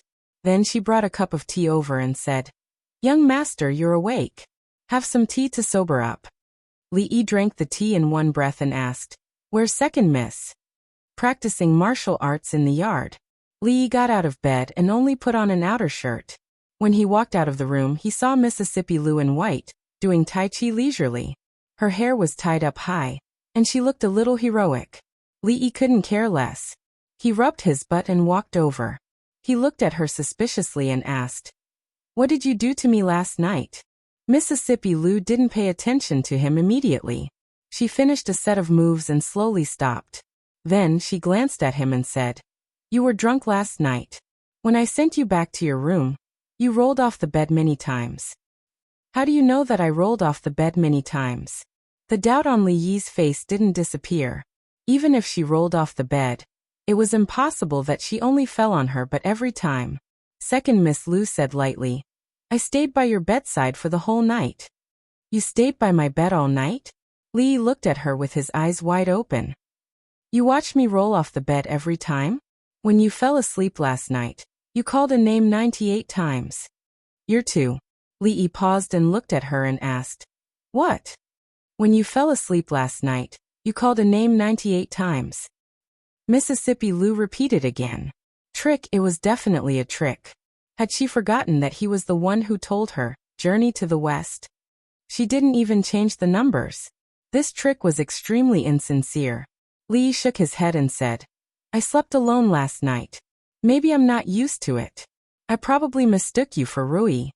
Second young lady Lu nodded, agreeing with his answer. Then she said, "You asked drunk Imo to call you 84 times. This." Li Yi hesitated for a moment. He looked at her and asked, "You can understand, right?" "I can understand." Mississippi Lu nodded again, and then crossed her arms. She asked again, "But you called Emingzu 88 times, Ruoqing 96 times, Xiaohuan 13 times, Shaning twice. How do you want me to understand?" The little servant girl stood at the back and was overjoyed. Although the young master only called her 13 times in his dream, as long as she knew that the young master had her in his heart, it was fine even if it was just once. Li shook his head. This was obviously nonsense. It was impossible for him to do nothing the whole night and just call out these names. He relaxed and looked at her. Raising his eyebrows, he said, "Say, I said these names the whole night, and you just listened on the side for the whole night. How bored are you?" Mississippi Lu, of course, would not be bored to the point of staying by his bed and listening to him call these names. She just wanted to confirm that he finally said Rui 521 times. Could it be that he was still thinking about the hundreds of thousands of taels of silver that he gave her? "I'm just joking. Don't be nervous." She looked at Li Yi deeply, waved her hand, and turned to leave. "Who's nervous?" Li Yi stroked his chest. After washing up, he walked out of the door and murmured, "I feel like I've forgotten something. Oh yes, I remember. Dumplings. I woke up late and haven't eaten the dumplings." When he walked out of the room, he saw the old mistress coming in from outside. After seeing him, a trace of surprise immediately appeared on her face. She asked, Why are you still here?" Li Yi was a little confused. It was the first day of the new year. Where else could he be? "Why didn't you attend the Grand Court Conference?" "Grand Court Conference?" Li Yi was stunned. After thinking for a while, he turned and asked Xiao Huan, "What's the date today?" "Strange. What's wrong with this kid today? Why isn't he here yet?" In the main hall, old General Shui leaned against a pillar and tilted his head to look. he said doubtfully. The Grand Court Conference was a grand event that was only held once a year. Not only the local officials and nobles would come to the capital, but the officials and nobles of the capital would also definitely attend.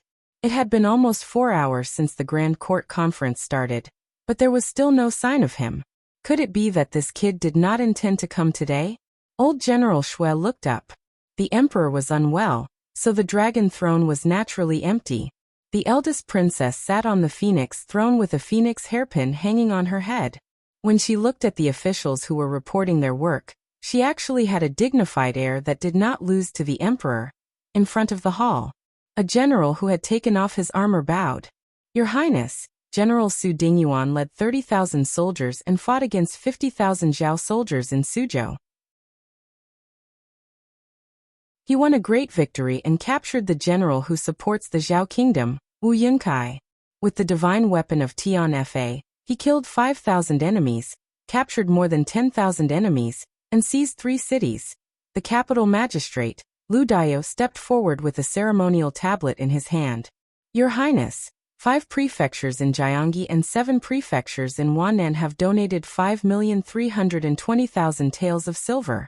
They have all been returned to the treasury. After Lu Daio left, an 11-year-old youth dressed in a golden python robe stepped forward. He cupped his fists and said, Your Highness, the first batch of 105 students from the academy have already graduated before the new year. They are waiting for the Ministry of Personnel to make arrangements. The former capital magistrate, the current left minister, Dong Wenyan, said, The autumn reform involves a total of 6 ministries and 13 departments. More than half of it has been completed. The imperial physician Lu Jimin said, After the improvement of the method of midwifery, the chances of a woman dying from dystocia have been greatly reduced. County Marquis Li's suturing technique has also made great contributions on the battlefield. Li Mingzhu calmly looked at the officials of the various departments reporting their work. Although 4 hours had passed, there was not the slightest impatience on her face. Over the past year, too many changes had taken place in the Jing state. And from the words of the people below, she would always hear the same name. She tilted her head and looked in a certain direction. There was no one in the seat that should not be empty. When Li walked into the palace, the long queue on both sides had gradually dispersed. Looking at the crowd walking out of the hall, he knew that there was no need for him to come. A figure strode over from the front and pressed on his shoulder. He questioned, The Imperial Court Conference has already ended. Why are you only here now? Since you didn't come, I had to let Prince Jean go in your place. I'm not here to participate in the Imperial Court Conference. Li looked at old General Shui and shook his head in confusion. He said, I'm just taking a walk, just taking a walk. Old Shui, see you later. He turned and walked in another direction. He raised his hand and waved at old General Shui casually.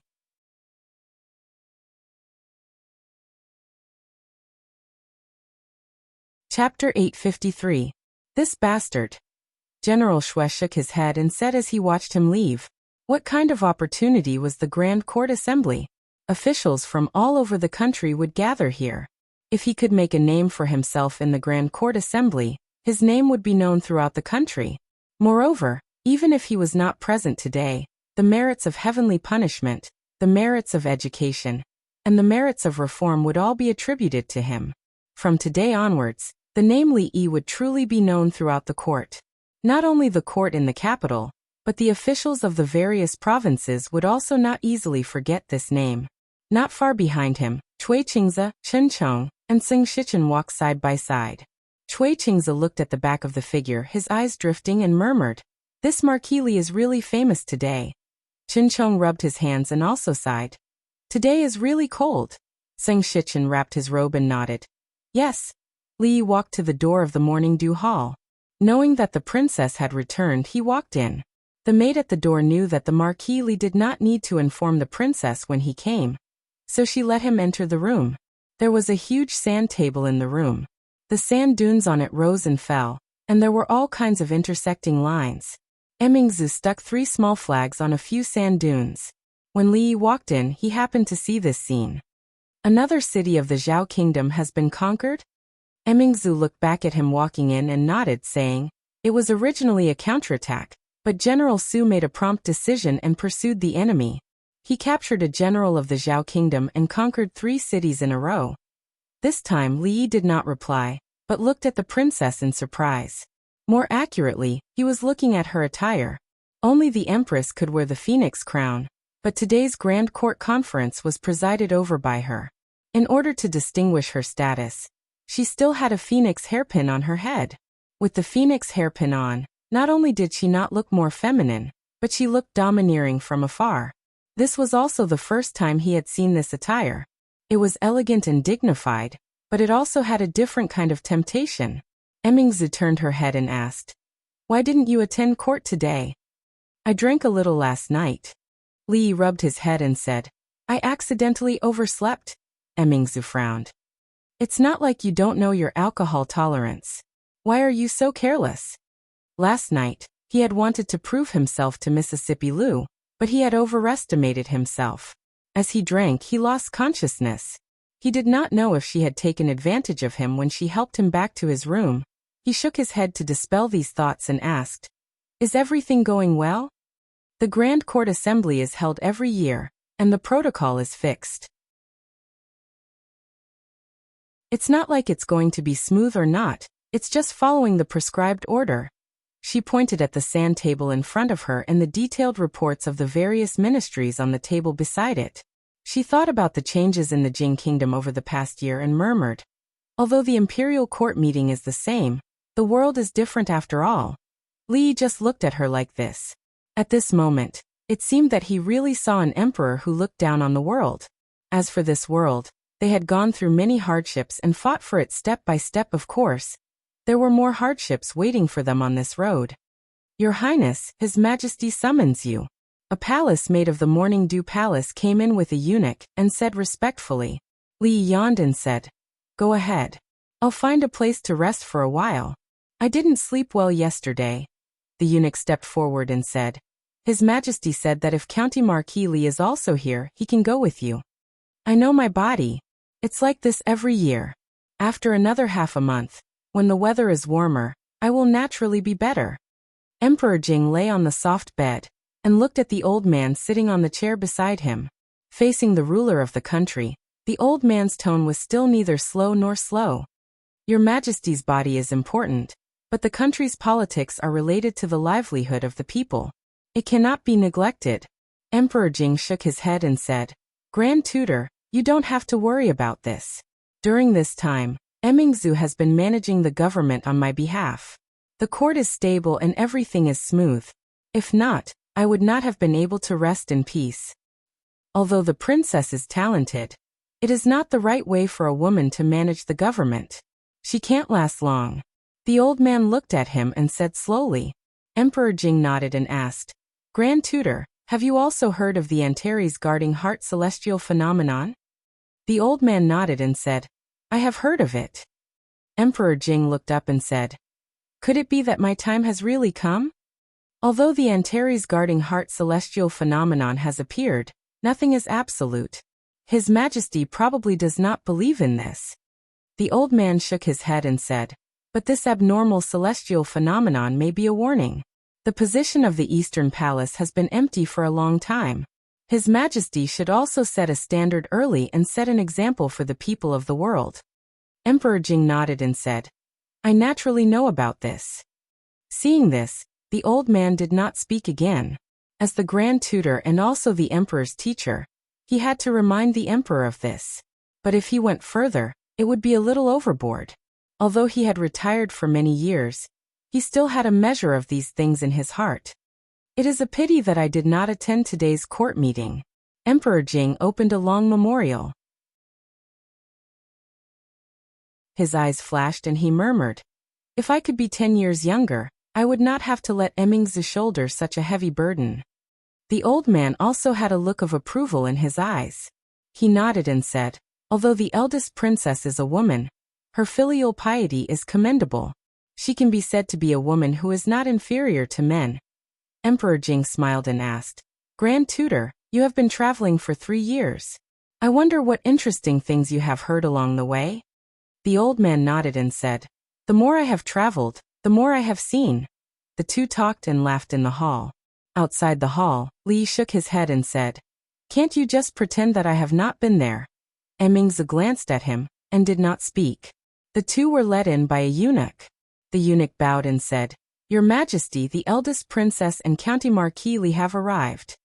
"Greetings, father." "Greetings, Your Majesty." After stepping into the hall and bowing, Li raised his head and was stunned when he saw the old man sitting in front of the old emperor's bed. The old man stood up and bowed to Emingzi.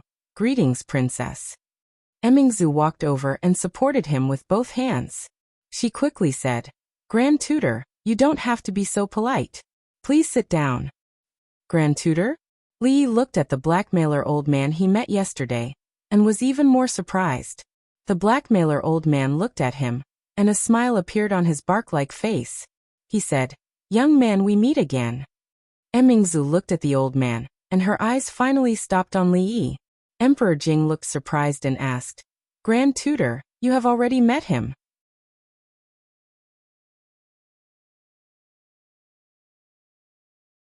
Chapter 854. When I was on the street yesterday, I saw a shabby woman with a seriously ill child in her arms. She asked for help, but was ignored by others. Only one person stepped forward bravely and helped her. The old man stroked his beard and said, "I just didn't expect that the young man who helped the needy was County Marquis Li." Li also didn't expect that the blackmailer old man he met yesterday was actually the imperial tutor of the imperial court, the teacher of the emperor, a famous Confucian scholar, and an example in the hearts of scholars in the Jing kingdom. Such a person was reduced to blackmailing in the street, which showed how bad the morals of the Jing kingdom had become. Her Royal Highness should pay more attention to the construction of the style in the future. As soon as Li Yi's voice fell, Mingzhu's originally nervous expression suddenly relaxed. Jing Emperor looked at the two of them in surprise. "Is there such a thing?" The old man smiled and said, "Yesterday on the long street, passers-by all looked at the mother and daughter coldly. Only County Marquis Li was willing to help, which shows that Your Majesty has a good judgment of people. With such a character, he can be called a pillar of the country." Jing Emperor nodded and said with a smile, "That's right. Although this child usually plays around a lot, I am very confident in his character." Grand Tutor was able to judge his character with just one look. "Isn't it because you have a pair of discerning eyes?" Li looked at the two of them and secretly said, "How shameless." He was the one who had the heart of a bodhisattva, was willing to help others, was handsome, elegant and elegant. Yet this blackmailer Grand Tutor and the old emperor actually praised themselves. This kind of behavior was simply unheard of. He secretly glanced at Her Royal Highness and found that her face was calm. Maybe she had long been used to this kind of shameless scene. After feeling his gaze, she turned her head and slightly raised her eyebrows, signaling him to be calm. Li helplessly lowered his head. He came out in a hurry in the morning and didn't eat anything. He was still thinking about the dumplings. The two of them did not know when they talked about the Grand Court Conference. The old man stroked his beard again and looked at Li in surprise, saying, "I only knew that he was outstanding in literature, but I didn't know that he had such achievements. He even has such views on the country. Oh, I remember, the young hero that Qin mentioned a few days ago, and the reform method proposed coincides with his ideas these years. It should be him. His ability is not limited to this."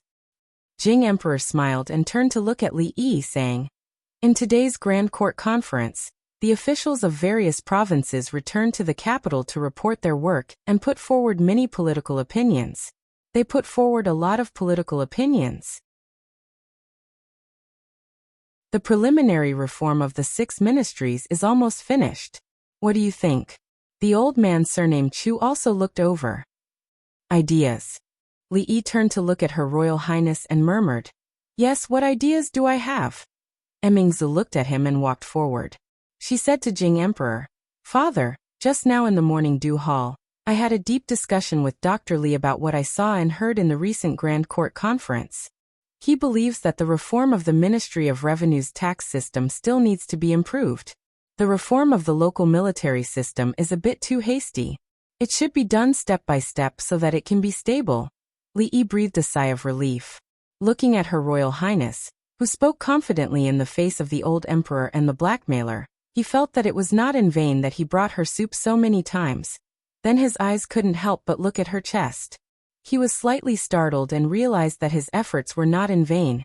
After listening to her, Jing Emperor nodded with satisfaction and said, "There are some things that I wanted to remind you about, but now it seems that there is no need to do so." The blackmailer also had a strange expression on his face. He murmured, "Indeed, heroes come from the young. When I was his age, I was still studying. How could I understand these matters of state affairs? I only know a little. Li Yi said modestly. The old man waved his hand and said, "If you only knew a little, Qinwen would not have given you such an evaluation." He looked at Li Yi again and asked, "Recently, the imperial astronomer observed the celestial phenomenon of Mars guarding the heart." Li Yi did not wait for him to finish and interrupted, "I'm afraid that Grand Tutor has asked the wrong person about this question." This blackmailer really had bad intentions. He wanted him to say something like, "Mars guarding the heart," in front of the old emperor. Ordinary people knew what Mars guarding the heart meant. As a great scholar, how could he not know? The old man frowned and looked at him. He asked, "What do you mean?" "You mean who should I ask about this?" Emingzu glanced at Li Yi vaguely, indicating that he should not talk nonsense. The old emperor's expression was indifferent. It seemed that he was not interested in this matter. Ever since the officials of the imperial astronomer planned to treat his asthma with elixirs, he did not trust them much. "Of course, you should ask the president of the Academy of Sciences, Crown Prince Li Xian." Jing Emperor finally looked at him. The blackmailer looked puzzled. Only Emingzu seemed to think of something and her face showed a look of understanding. Li Yi explained, "Recently, the Academy of Sciences has developed something that allows people to observe the stars in the sky more clearly. As a matter of fact, I saw Mars a few days ago. I believe that Crown Prince Li Xian will be able to answer your doubts about Mars guarding the heart." A long time ago, after the glass was produced, Li Yi had the idea of making a telescope. Of course, it was time-consuming and laborious to polish the lens by hand. It also required a certain skill. The simplest and most convenient way was to ask the Academy of Sciences to do it. There was never a shortage of skilled craftsmen and freaks who were crazy about science. Of course, he could not let him do it for free. In return, Li Yi told him the method of making an astronomical telescope. Although the current manufacturing level was far from the level of scientific research, it was not a problem to look at the craters on the moon and observe a few stars that were relatively close. With a crude astronomical telescope, Li Xian's interest temporarily shifted to looking at the stars. It was fine to look at it alone, but he also brought the crown prince's wife and Xinshu to look at it together. Especially after telling them some basic astronomical knowledge, he had already asked the crown prince's wife to draw a sketch of the solar system. The next step was to make a model, and plan to make a more sophisticated instrument to find those stars one by one. Li Yi was not worried that he would be tied to a pillar and burned like the sages in the other world. This kind of thing only happened in the West. In ancient times, there was no debate between the heliocentric theory and the geocentric theory in China. There was no debate here either. There were only different theories. Everyone expressed their own opinions and did not agree with each other. If they argued too much, they would just fight and listen to the winner. Of course, there were other reasons for this. Western religions needed these theories to prove that God was in heaven. Overthrowing theories was equivalent to overthrowing God. The god of the Jing kingdom was lying on the bed in front of Li Yi. Overthrowing the theory of Mars guarding the heart, the old emperor must be very happy. If he smiled, he might live for a few more seconds. As for whether Li Xian's theory would cause some people's beliefs to collapse and their worldview to be reshaped, this was not something he considered. But there was one thing he was sure of. If anyone dared to tell him in front of him that Mars guarding the heart meant that Mars was close to the heart, it meant that the emperor who doted on him was dying, and he might beat him to death. Li looked at Grand Tutor Chu again. He wondered how many punches he could take from the crown prince.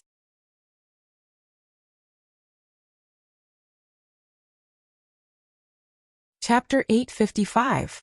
Can the Academy of Sciences really see Mars clearly? Emingzu couldn't help but turn her head and ask as the two walked out of the hall. It was impossible for it to be clear. The so-called clear only meant that one could vaguely see a spherical object. Li Yi shook his head and said, "It's not as clear as seeing the moon, but it's definitely much clearer than the imperial astronomers. It's enough to prove that the so-called Mars guarding the heart is only a joke." The distance between Mars and Shinsu had long exceeded the imagination of the current people. The saying that the star of misfortune was close to the emperor was simply untenable. You don't have to worry about anything happening to His Majesty. Li Yi shook his head and looked at her. "I'm worried that someone will take advantage of Mars guarding the heart to harm you." Emingzi didn't think much of it. "What does Mars guarding the heart have to do with me?" Li Yi shook his head and murmured, "I'm just afraid that some people will go crazy." Cui family. Cui Qingming looked at Cui family head Cui Qingze and asked with a frown, "Big brother, how confident are you in this matter?" Cui Qingze sighed and said, "If the Chu family is willing to stand out and support us, then we have an 80 to 90% chance of success. But Grand Tutor Chu has been playing dumb with us and refusing to help. A 50% chance is already very good. I still think it's a bit far-fetched." Cui Qingming shook his head and said, "Those ignorant people may believe it, but those in the court won't be so easy to incite." Cui Qingze's eyes flashed as he murmured, "What we want is to incite those ignorant people. Once it's established, it'll be difficult to reverse it, and those officials can only go along with it. Before the Lantern Festival, the officials attending the Grand Court Conference usually won't leave the capital. Once it becomes public opinion, even His Majesty can't remain silent. I don't believe that no matter how powerful the eldest princess is, she can shut the mouths of the world and control what they say." "She really can." Li Yi hid behind the rockery and picked up a cylindrical object. He put it in front of his eyes and showed off to Rui. "Look, it's at least 30 feet from here to Rui's room. With this, you can see what she's doing in the room. She's folding her doo-doo, pink and sky blue. Last time I told her that sky blue suits her, but she didn't listen." Rui took the monocular she got from Li Xian and said in amazement, "Really, these two small pieces of glass are so magical when they are inlaid." "Amazing, isn't it?" Li Yi said proudly. "There's something even more amazing. In a few days, I'll borrow the bigger one from the Academy of Sciences. Let's watch the stars together at night. It is indeed magical." Rui put down the binoculars and said, "It's just that my husband is mistaken. The one in the Rui room is Xiaohuan." "Xiaohuan?" Li Yi picked up the binoculars in surprise and looked again. He asked, "What about Rui?" "Here." Suddenly, an extremely clear face appeared in front of him. Li Yi was startled and dropped the binoculars in his hand. In a flash, the binoculars appeared in Mississippi Lu's hands. She imitated Li Yi's look, and a surprised expression appeared on her face. With a light leap, she stood on top of the rockery and looked into the distance with a pair of binoculars. After another leap, Mississippi Lu was gone. The only telescope he got from Li Xian was also gone. The binoculars that had been taken away by the Lu family's second young miss couldn't be returned. Li Xian had made pretty good quality binoculars, but there were only 2 or 3 of them. One had been taken by the military for research. This was a must-have item for war. Tie a person to a kite, and use the binoculars to look through. Any ambush was all nonsense. The military had even trained a group of air forces. Although the number was small and the process might be relatively tragic, it was said that in the last war with the Zhao Kingdom, a small number of military elites flew in the sky and dropped bombs. It was indeed a dazzling scene. "So mysterious. What is this?" Zheng Zimo asked in surprise, holding a new telescope in her hand. Li Yi also held one in his hand. Although the quality wasn't as good as the one Mississippi Lu took away, the effect wasn't much worse. He pointed it at a mountain in the distance and said, "Like this, slowly turn the telescope until the field of vision becomes clear. Then you can clearly see the things on the mountain in the distance." "Yes, just like this. Look, you can even see the people on the mountainside clearly. Look at the plum forest, there are 2 people there. Move it closer and see clearly. It's a man and a woman. At this time of year, they are going up the mountain to enjoy the plum blossoms. Huh, what are they doing?" Why are they suddenly hugging each other? Hey, why is that woman taking off her clothes? Hey, don't snatch her. Li looked at the Luo Shui goddess, who was looking at him with a face full of shame and anger, and said, "Give me back the telescope. The plum blossoms on the mountainside are really beautiful." Shameless. The Luo Shui goddess glanced at him and left angrily. Wan Ruoqing came out with a plate of freshly made pastries. She looked back and asked in confusion, "What's wrong with drunk Mo?" Li Yi waved his hand and said, "I wanted to go up the mountain to enjoy the plum blossoms, but she didn't want to go." "It's okay." Wan Ruoqing looked at him and seemed to have thought of something. She said, "By the way, there's one more thing I think I should tell you." "What is it?" Li looked at her and asked in confusion. "It's related to Her Royal Highness." Wan Ruoqing thought for a moment and said, "There have been some sounds in the brothel these days. Hey, have you heard of Antares guarding the heart?" In a brothel somewhere in the capital, several onlookers were chatting while listening to the play.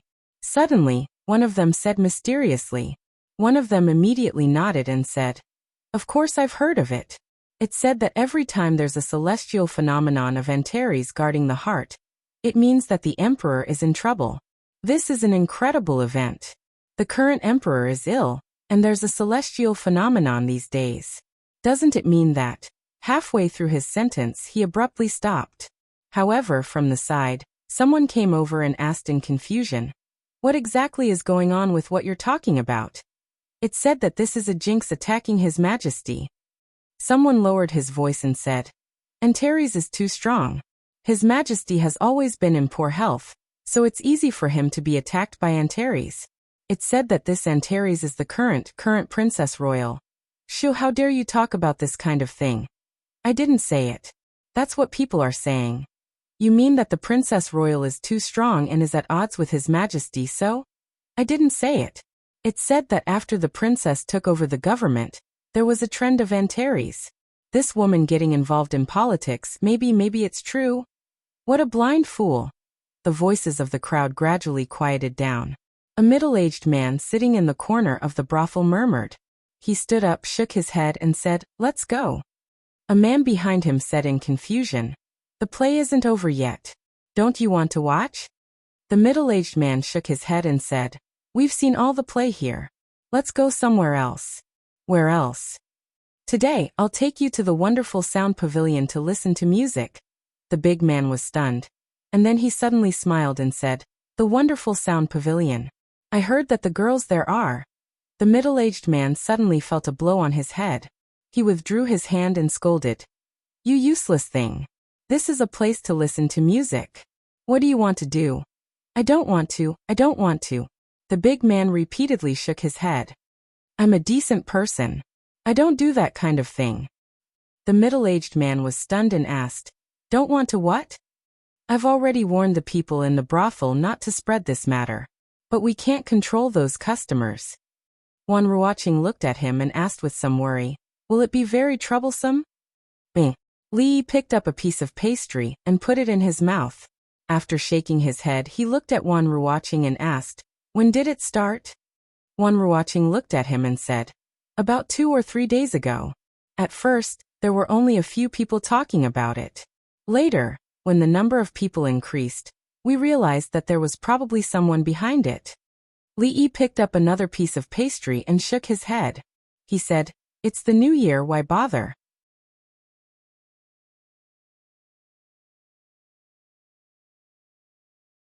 Chapter 856.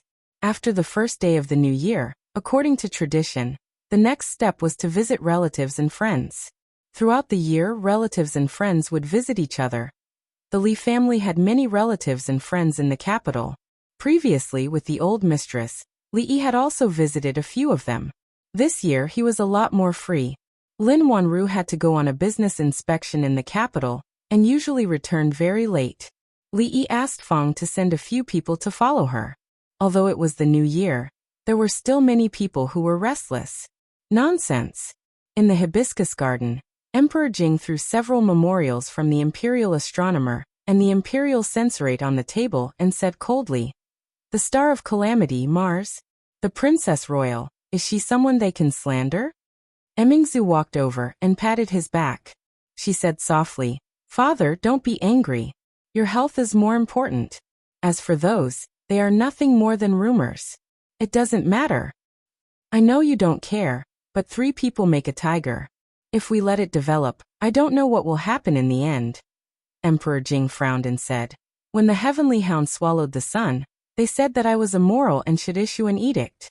When the heavenly hound ate the moon, they said that I was too strict with the law and should restructure the law and investigate the injustice. Now when Mars guarded his heart, they said that it was not enough for me to die, they even implicated you." On the other side, Li Yi sat on the lawn and took a bite of cucumber. The solar and lunar eclipses were all pushed to the heavenly hound. What sin did the heavenly hound commit? Li Xian squatted beside him. He had held the half a cucumber in his hand for a quarter of an hour, but he did not take another bite. He was thinking. At first he was thinking about a problem. Now he was thinking about life. These days, he had been studying astrology and celestial phenomena. At first, he asked Li Yi out of curiosity why he always saw the lightning first and heard the thunder later when it thundered. Later, he knew that the speed of light was faster than the speed of sound. Therefore, when there was thunder in the distance, he always saw the lightning first and then heard the thunder. It turned out that light also needed time to spread. It turned out that when he raised his head, what he saw was the sun from half an hour ago, the Big Dipper from 100 years ago, and the Heart constellation from 500 years ago. Even when he looked up at the starry sky at night, one of the stars he saw had already disappeared. It turned out that even though Li Yi was standing in front of him, the person he saw was not the person he saw at that time. "Hey, are you okay?" Li Yi raised the cucumber and waved it in front of him. He was a little regretful and worried. He really shouldn't have said so much just now. The scale and magnitude of the starry sky had far exceeded the limits of what people could imagine. If, after realizing the vastness of the universe and his own insignificance, it caused him to have thoughts that he shouldn't have, that would be a great sin. Li Xian looked up at him and asked solemnly, "Who are you?" Li Yi met his gaze for a moment and finally sighed, saying, "Looks like I can't hide it anymore." He looked at Li Xian and said seriously, "To tell you the truth, actually, I transmigrated here for more than 1,000 years in the future." Li Xian looked at him and thought for a moment, then said seriously, "If that's the case, I won't hide it from you. Actually, I'm from the moon." "People from the moon, hello." "People from the future, hello." The two of them raised the cucumbers and touched them together. Then there were 2 kacha sounds. Li Xian was very smart, and under Li Yi's long-term indoctrination and training, his ability to accept new things was unusually strong. He almost never doubted Li Yi because even if he did, he would always find evidence to prove that he was right one day. At that time, when Li Yi told him that the stars he saw were actually just balls, he didn't believe it. However, now that he had seen it with his own eyes, it turned out that those stars were really balls. "What are you going to do about the matter of Emingzu?"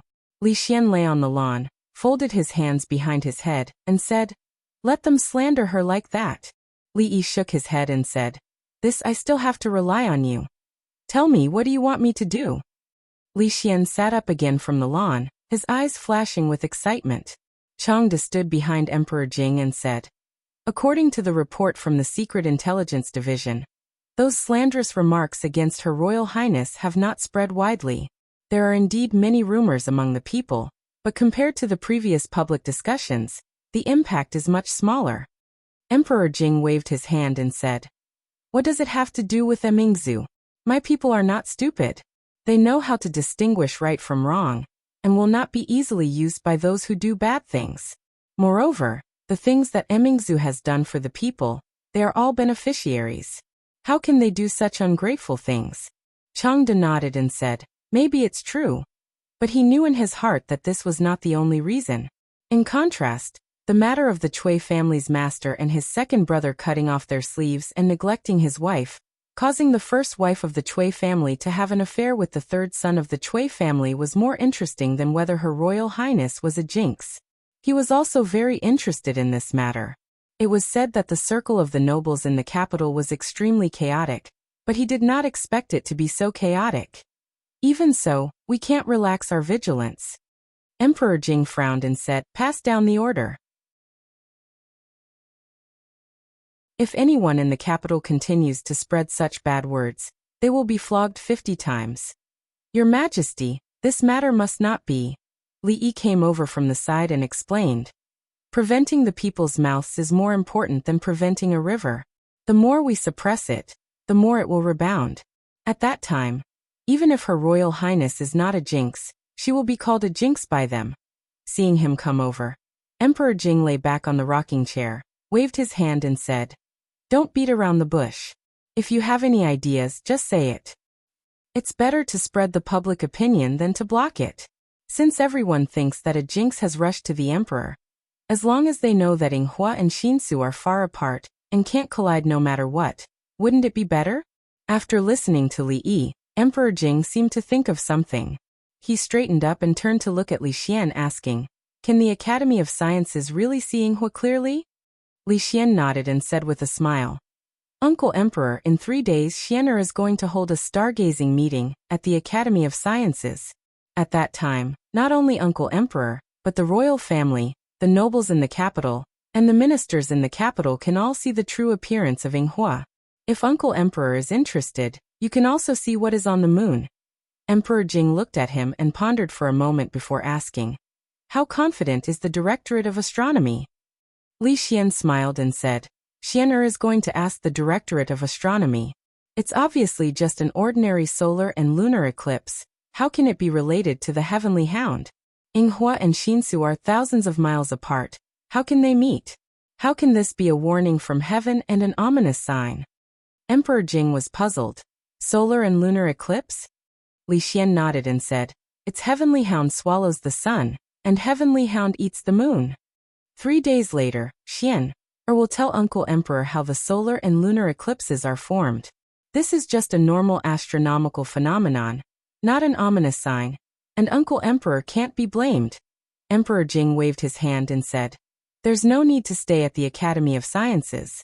3 days later, I will hold a banquet in Hibiscus Garden with the ministers. Your stargazing meeting will be held there."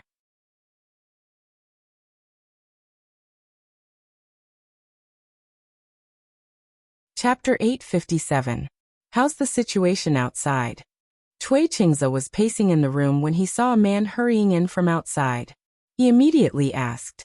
The confidant of the Cui family naturally knew what the family master was concerned about these days. He immediately said, "Master, I've sent more people, but there's still no effect at present." "That's strange." Cui Qingze furrowed his brows. Previously, the king of Shu was called the Virtuous King, and was crowned as the Crown Prince. The speed at which the news spread was incredible. Before anyone could react, it had already formed a strong public opinion in the capital. It was precisely because of this that the angry emperor drove him out of the capital. Neither the Cui family nor the imperial concubine had time to think of a way to save him. But this time, it was the same method, and he even sent so many people to add fuel to the fire and spread the news everywhere. Why didn't it work? While Cui Qingze was puzzled, the confidant of the Cui family was also secretly watching him. There weren't many people talking about the eldest princess, but there were many people talking about the Cui family. The fact that the clan master and the second master were gay was pure nonsense. It was just a rumor spread by those people outside. As a member of the Cui clan, they knew the character of the clan master and the second master. There was no such thing as being gay or sharing peaches. It was just some people with ulterior motives who wanted to discredit them. But the family master's wife and the third master, they really didn't pay attention to it before. After being reminded, they were surprised to find that the family master's wife and the third master were closer than they were with other people. Could it be that someone in the Cui family who knew about this spread it? Cui Jian, Cui Jian? Cui Jian suddenly raised his head and saw the family master looking at him. He came back to his senses and immediately asked, "What else do you want me to do, master?" Cui Qingze waved his hand and said, "No, you can go now. Pay more attention to the situation outside these 2 days." "Yes, if the family master has no other orders, I'll go first." Cui Jian replied respectfully. When he retreated to the door, a voice came from behind him again. "Wait a minute." Cui Qingze looked at him with no expression on his face and asked lightly, "What has Qingduo been doing these days?" "Third master?" Cui Jian was stunned. He looked at the family master and said with his head down, "I don't know." "Wait, where are you going? Come back." Li Yi called out to Li Xian as soon as he saw him leave the great hall and rush out of the Furong garden. "The stargazing gathering is in 3 days. I have to go back and prepare." Surprised, Li Xian said, "Didn't you say that I should take it seriously? When the time comes, I still have to deal with those fellows from the Imperial Astronomer. How can I not prepare in advance?" Li Yi looked at him and asked, "Have you thought about what to say?"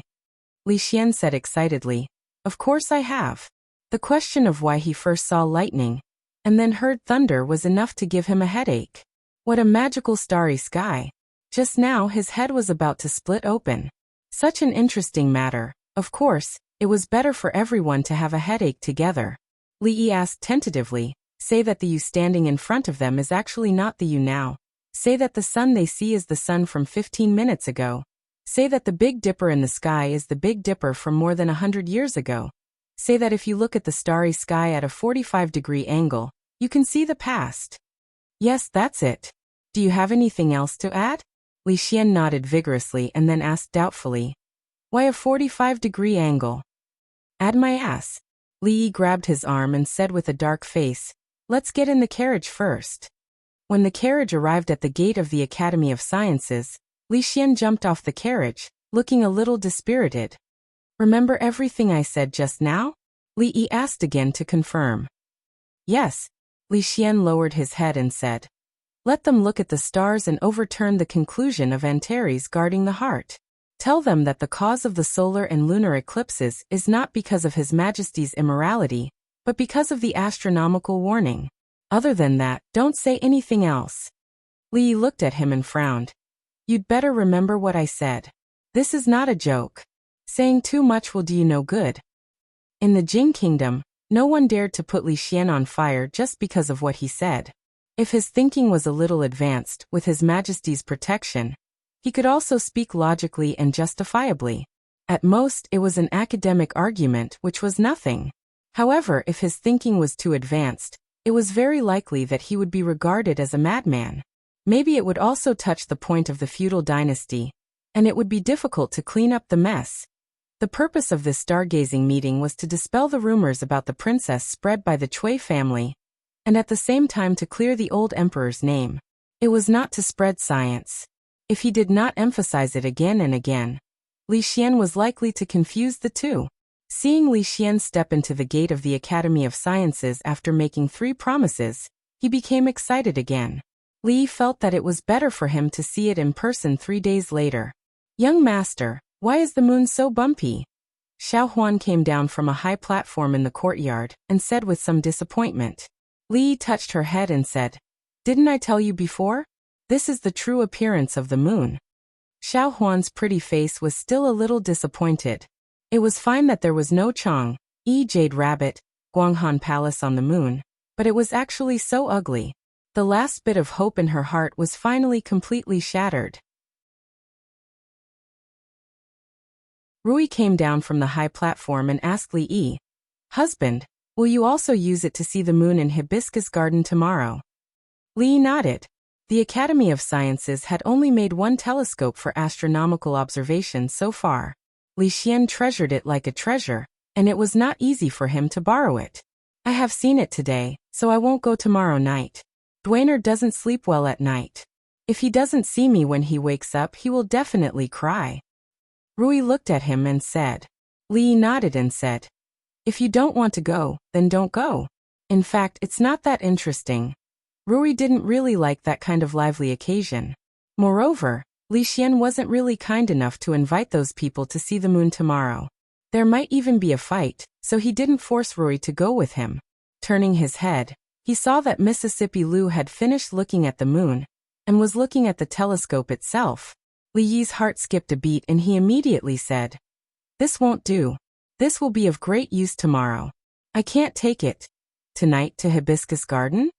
In the Willow Lane, Zheng Zimo looked at him in surprise and asked, "Isn't that the Imperial Garden?"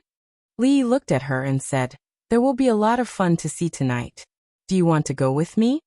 He felt a bit bad that he didn't have much time to spend with her these few days.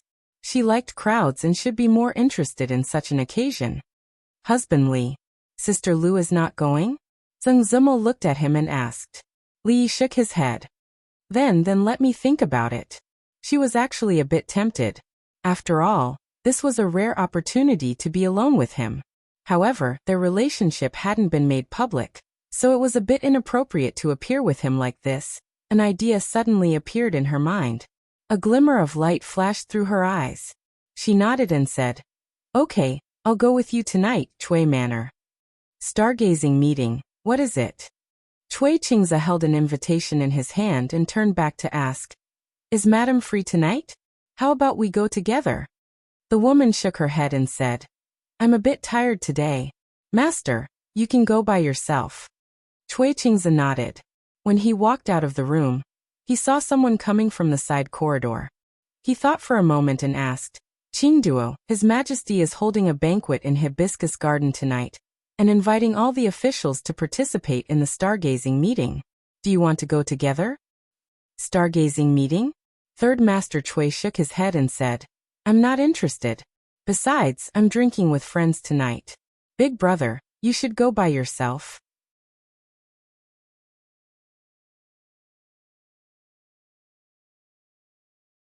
Chapter 858. You are. At the entrance of a small courtyard in Willow Alley, Li Yi was stunned as he looked at the handsome man who walked out of the courtyard.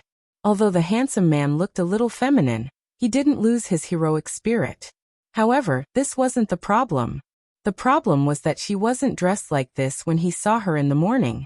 Li Yi looked at her in surprise and asked, "Why are you dressed like this?" "This way, it won't be easily seen through." The goddess of Luo Shui seemed to be very confident in her male appearance, and said with a little pride. Li Yi knew that she was thinking for his sake. He shook his head and didn't say anything else.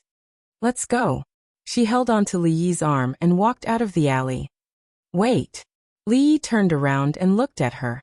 He looked her up and down and finally stopped at a certain place. He said in surprise, "Where are your breasts?" She immediately blushed. Shameless. Impossible. Why did they suddenly disappear? Was it just an illusion before? He was puzzled. His arm was gently pinched, and then he heard her extremely shy voice. "Entangled, entangled." On the street outside the alley, the sloppy old man looked at Fong and asked in surprise, "That thing can see the moon?" "Of course." Fong looked at him and said with some regret, "I wanted to call you yesterday and let you broaden your horizons. Unfortunately, I couldn't find you." Seeing a figure walking out of the alley, he immediately jumped off the carriage. He saw the son-in-law and a handsome man walking out hand in hand. He stood there in a daze. The next moment, he turned his head and sat next to the sloppy old man again. He said, "The moon is really big and round today." However, the son-in-law said that Chang-yi isn't on the moon. "It's a pity. When I was young, I wanted to marry her when I grew up." The carriage stopped at the entrance of Furong Garden. When he got off the carriage, the handsome man's face was still a little red. He followed 2 steps behind Li Yi and didn't want to get closer. Li Yi took 2 steps back and said, "Just be normal. Don't worry, no one will think too much." Fong was not interested in watching the show, and the sloppy old man was the same. After sending them in, the two of them left together. When he entered, he casually arranged an identity for drunken Mo in the School of Mathematics, and the guard at the door did not ask much. Today's stargazing meeting was different from the usual banquets. There were dignitaries, officials, and local officials. There were also many members of the royal family. There were also reserved seats for the colleges and the women's college. After they walked in, they were led to the designated seats. Since the academy's seats were closer to the front, he had already informed Li Xian in advance. Drunk Ink's seat was right next to him, and behind the two of them were a few teachers from the academy. Lordly. After greeting the gentleman, the two of them sat down. There was still some time before the banquet started. Li Yi moved closer to her and whispered. He raised his head inadvertently, and found a line of sight looking at him from the opposite side. The new capital governor, Zheng Shichen, stared at the opposite side with his eyes wide open. He subconsciously wanted to stand up, but when he was halfway up, he remembered something and sat back down. A person next to him asked in confusion, "Lord Sung, what's wrong?" Sung Shichen shook his head and said, "It's nothing. I'm old. After sitting for a long time, my waist is a little sore. I stand up and move around, and it's much better." The man smiled and said, "Lord Sung is in the prime of his life and is the mainstay of our court. What are you talking about?" Of course, Li also saw Sung Shichen. He raised his wine glass and gestured. After Sung Zimo raised her head and looked at the opposite side, she instantly blushed. "His Majesty has arrived." A eunuch's shrill voice was heard. Everyone in the hall stood up and bowed. The old emperor looked good today. He was accompanied by the empress, and behind him were members of the royal family. Li Yi saw Li Xian and Prince Ning, who he hadn't seen for a long time. The arrogant Lolita was also inside, holding Yong Ning's little hand. She turned her head around and looked around restlessly. When she saw Li Yi, she happily winked at him. The emperor's banquet was only a symbol of benevolence. It was clearly impossible to eat one's fill, and eat well at the small table in front of him. On both sides of the hall were officials, and in the middle, there were palace maids dancing. In terms of etiquette and music, the royal family was the most interesting. Those palace maids were also selected from thousands of people. They were slim and beautiful, and even they were of the same height. Naturally, there was nothing to say about their appearance. Looking at their dance movements, there was a kind of classical beauty everywhere. It was an extremely wonderful visual enjoyment, but after looking at it for a long time, it was a little painful. "Where are you looking at?" "I'm looking at Lord Zung. He's been looking at us." Li Yi rubbed the place where she had just pinched him and felt wronged. "Nonsense." She glanced at Li Yi and then put her hand back on him. But this time she didn't pinch him. Instead, she gently stroked him and asked in a low voice, "Does it hurt?" "It doesn't hurt." Li Yi shook his head and said, "But what I said just now is true. Lord Zung is really looking at us. If you don't believe me, look." Zung Zimo looked up and met a certain gaze. She immediately retracted her hand with a red face and lowered her head, no longer speaking. The highlight of the day was naturally not this meal, but Li Xian's stargazing. Not long after, a eunuch stood up and announced that the Academy of Sciences would share the burden of the emperor. They had developed a divine object that could see the stars in the sky and correct the calendar. It could also replace the horse scouts and observe the enemy from the front. After a series of rewards for the Academy of Sciences were announced, the crowd was led out of the hall to see the true appearance of the moon and Mars. The old emperor took the lead and walked out of the hall, and the officials naturally followed. Just as Li Yi stood up, a voice came from behind. Sir, wait a minute." The proud Lolita ran over from behind while holding Yong Ning's hand. She looked at Li Yi and then at the Luo Shui goddess who was disguised as a man, and a look of doubt appeared in her big eyes. "Sister Zimo." There was a period of time when Yong Ning was particularly clingy to her, but she recognized her at a glance. She hadn't seen the sister who could sing for her for a long time, so she ran over happily. A look of embarrassment appeared on Zung Zimo's face, and she was at a loss. She thought that she wouldn't be recognized when she was disguised as a man, but she didn't expect that she couldn't even fool a little girl of 6 or 7 years old. The proud Lolita was surprised for a moment, then ran over and shook her arm. "Hee, so it's Sister Zimo. It's so fun, can you teach me how to dress as a man next time?"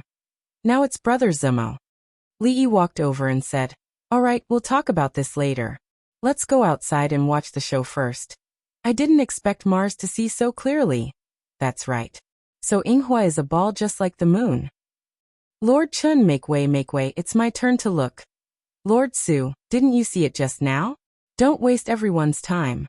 Outside the hall, countless people surrounded a strange cylindrical object, pointing at it and discussing it. The stargazing event had started 3 days ago, and now, it had long aroused the curiosity of everyone. Those who had already gone up to watch were all surprised and surrounded by the crowd, asking questions. Those who hadn't seen it felt like hundreds of claws were scratching their hearts, and they couldn't wait to go up immediately. "Mars." Cui Qingze looked at this scene, and his face darkened slightly. A bad feeling welled up in his heart.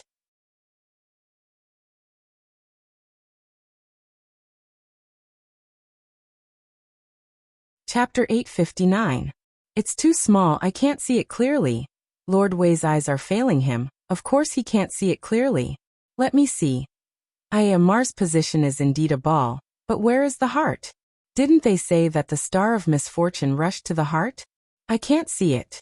Stop looking, we've been looking for a long time, but we still can't find the heart. To the courtiers, the thing in front of them was really a strange thing. It could see things from afar so clearly. And Mars was hanging in the sky. Who would have thought that the flashing light in the sky that they usually saw at night was actually a ball? Seeing is believing.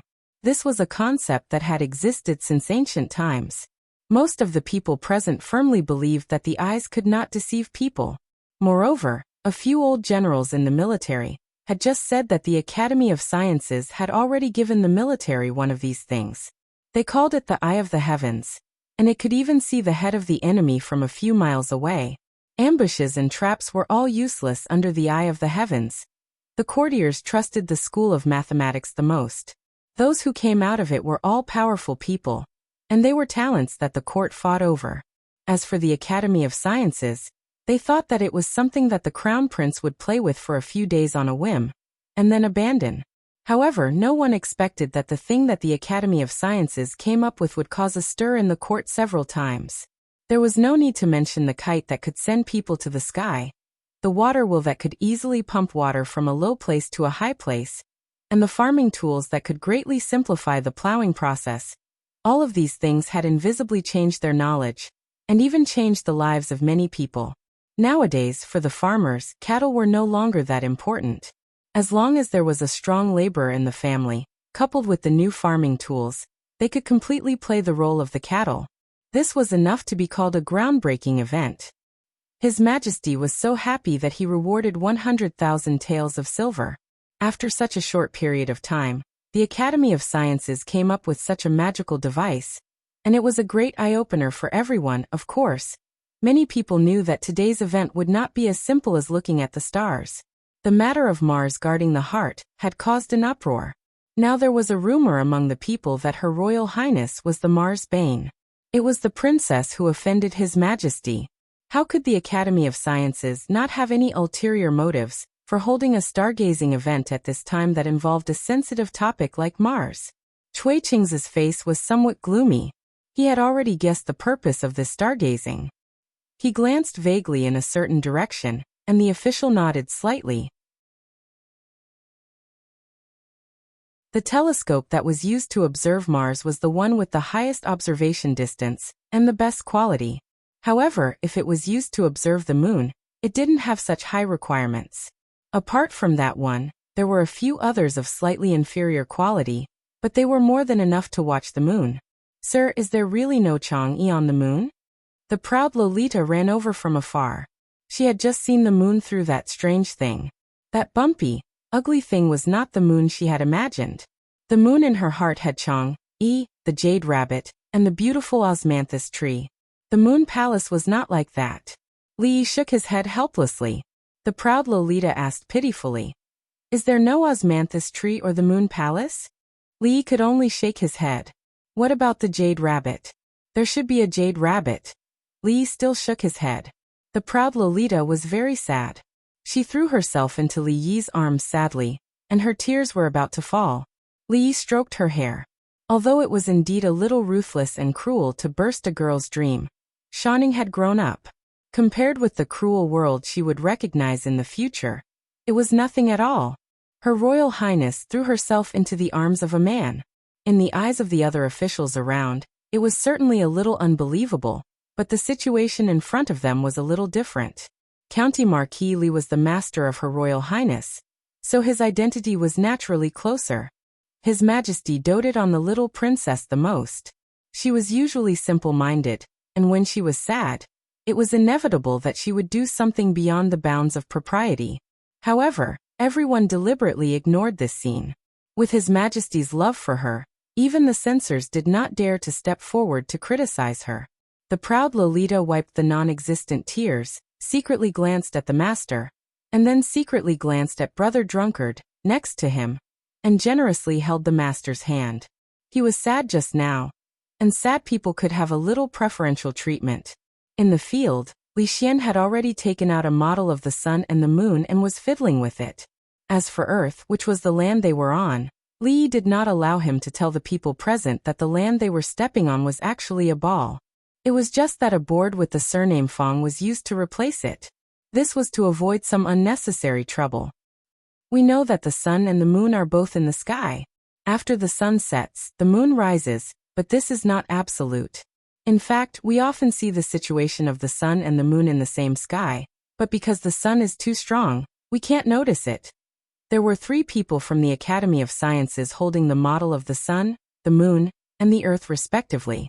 Li Xian stood at the side and waved his hand. After the 3 people moved their positions, according to the order of the sun, moon, and earth, they formed a straight line. When the moon runs to the middle of the earth and the sun, it will block a part of the sunlight, casting the shadow of the moon on the earth. People who are shrouded by the shadow of the moon can't see the sun that is blocked. This is what we call heavenly dog swallowing the sun. This principle was very easy to understand. In addition, there were 3 people there holding the model to demonstrate, and the 4th person lit a candle to simulate the sunlight. Indeed, a black shadow appeared on the earth. Someone stood on the earth and took a look, and immediately came to a realization. So that's how it is. Li glanced at the official. When Li Xian chose the actors, he was too sloppy. This acting was a little exaggerated. Although it was exaggerated, the principle was still the same. He didn't come up with any new theory. He just used the concept that everyone already had to explain the cause of the solar eclipse in a vivid manner. None of the people present were stupid. If they still couldn't figure it out, they wouldn't be here today. Li Xian waved his hand, and the position of the 3 people changed again. Using the same principle, if the moon runs to the opposite side, and the earth is between the moon and the sun, then the moon will leave the earth's shadow. This is what we call heavenly dog swallowing the moon. The place suddenly became a little quiet. After listening to the Crown Prince's explanation, they were surprised to find that the principle was actually so simple. At the beginning, the Crown Prince had already used a very simple example to tell them that the moon itself couldn't shine. Otherwise, there wouldn't be a full moon and a half moon. Although this was contrary to their previous beliefs, the Crown Prince's reasoning was reasonable. They just needed to think about it for a while to understand it. After that, everything else was natural. Heavenly dog swallowing the sun, heavenly dog swallowing the moon, heavenly dog. Even if they hadn't heard the Crown Prince's explanation, they still didn't believe it. If the sun and moon had already been swallowed by the heavenly dog, could it still spit them out? Wouldn't the heavenly dog find it disgusting to stutter so many times? A bunch of nonsense. This is simply a bunch of nonsense. Just as everyone lowered their heads in contemplation, and the place became quiet, a voice suddenly rang out from the crowd. An old man walked out from the crowd and said loudly, "The book of history says that only when she is at peace Judah is subverted, Shen is confused by wine, Bianguan is separated, Tianji is disturbed, Xia abandons Jusi. It is the new moon of the autumn season." The old man looked at Li Xian and said indignantly, "Every heavenly dog swallowing the sun means that the Son of Heaven doesn't cultivate virtue, and the heavens are warning. This is?" Li Xian looked at him and asked. The old man said righteously, "I am the imperial astronomer."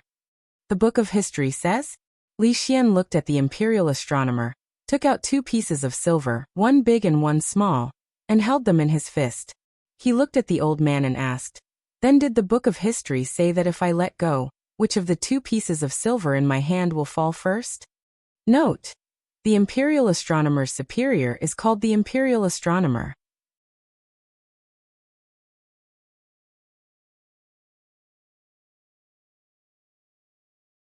Chapter 860. It was within everyone's expectations that the imperial astronomer would stand up to refute the crown prince. Stargazing, divination, and calendar calculation had always been the duty of the imperial astronomer. The crown prince's words just now were reasonable and his demonstration was vivid.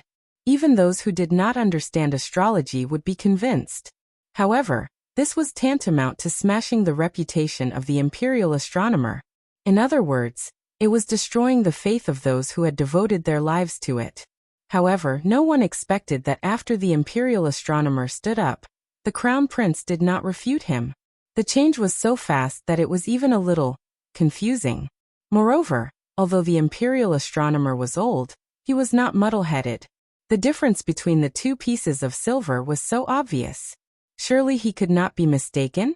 When it came to the issue of faith, the imperial astronomer could still be neither servile nor overbearing in front of the crown prince.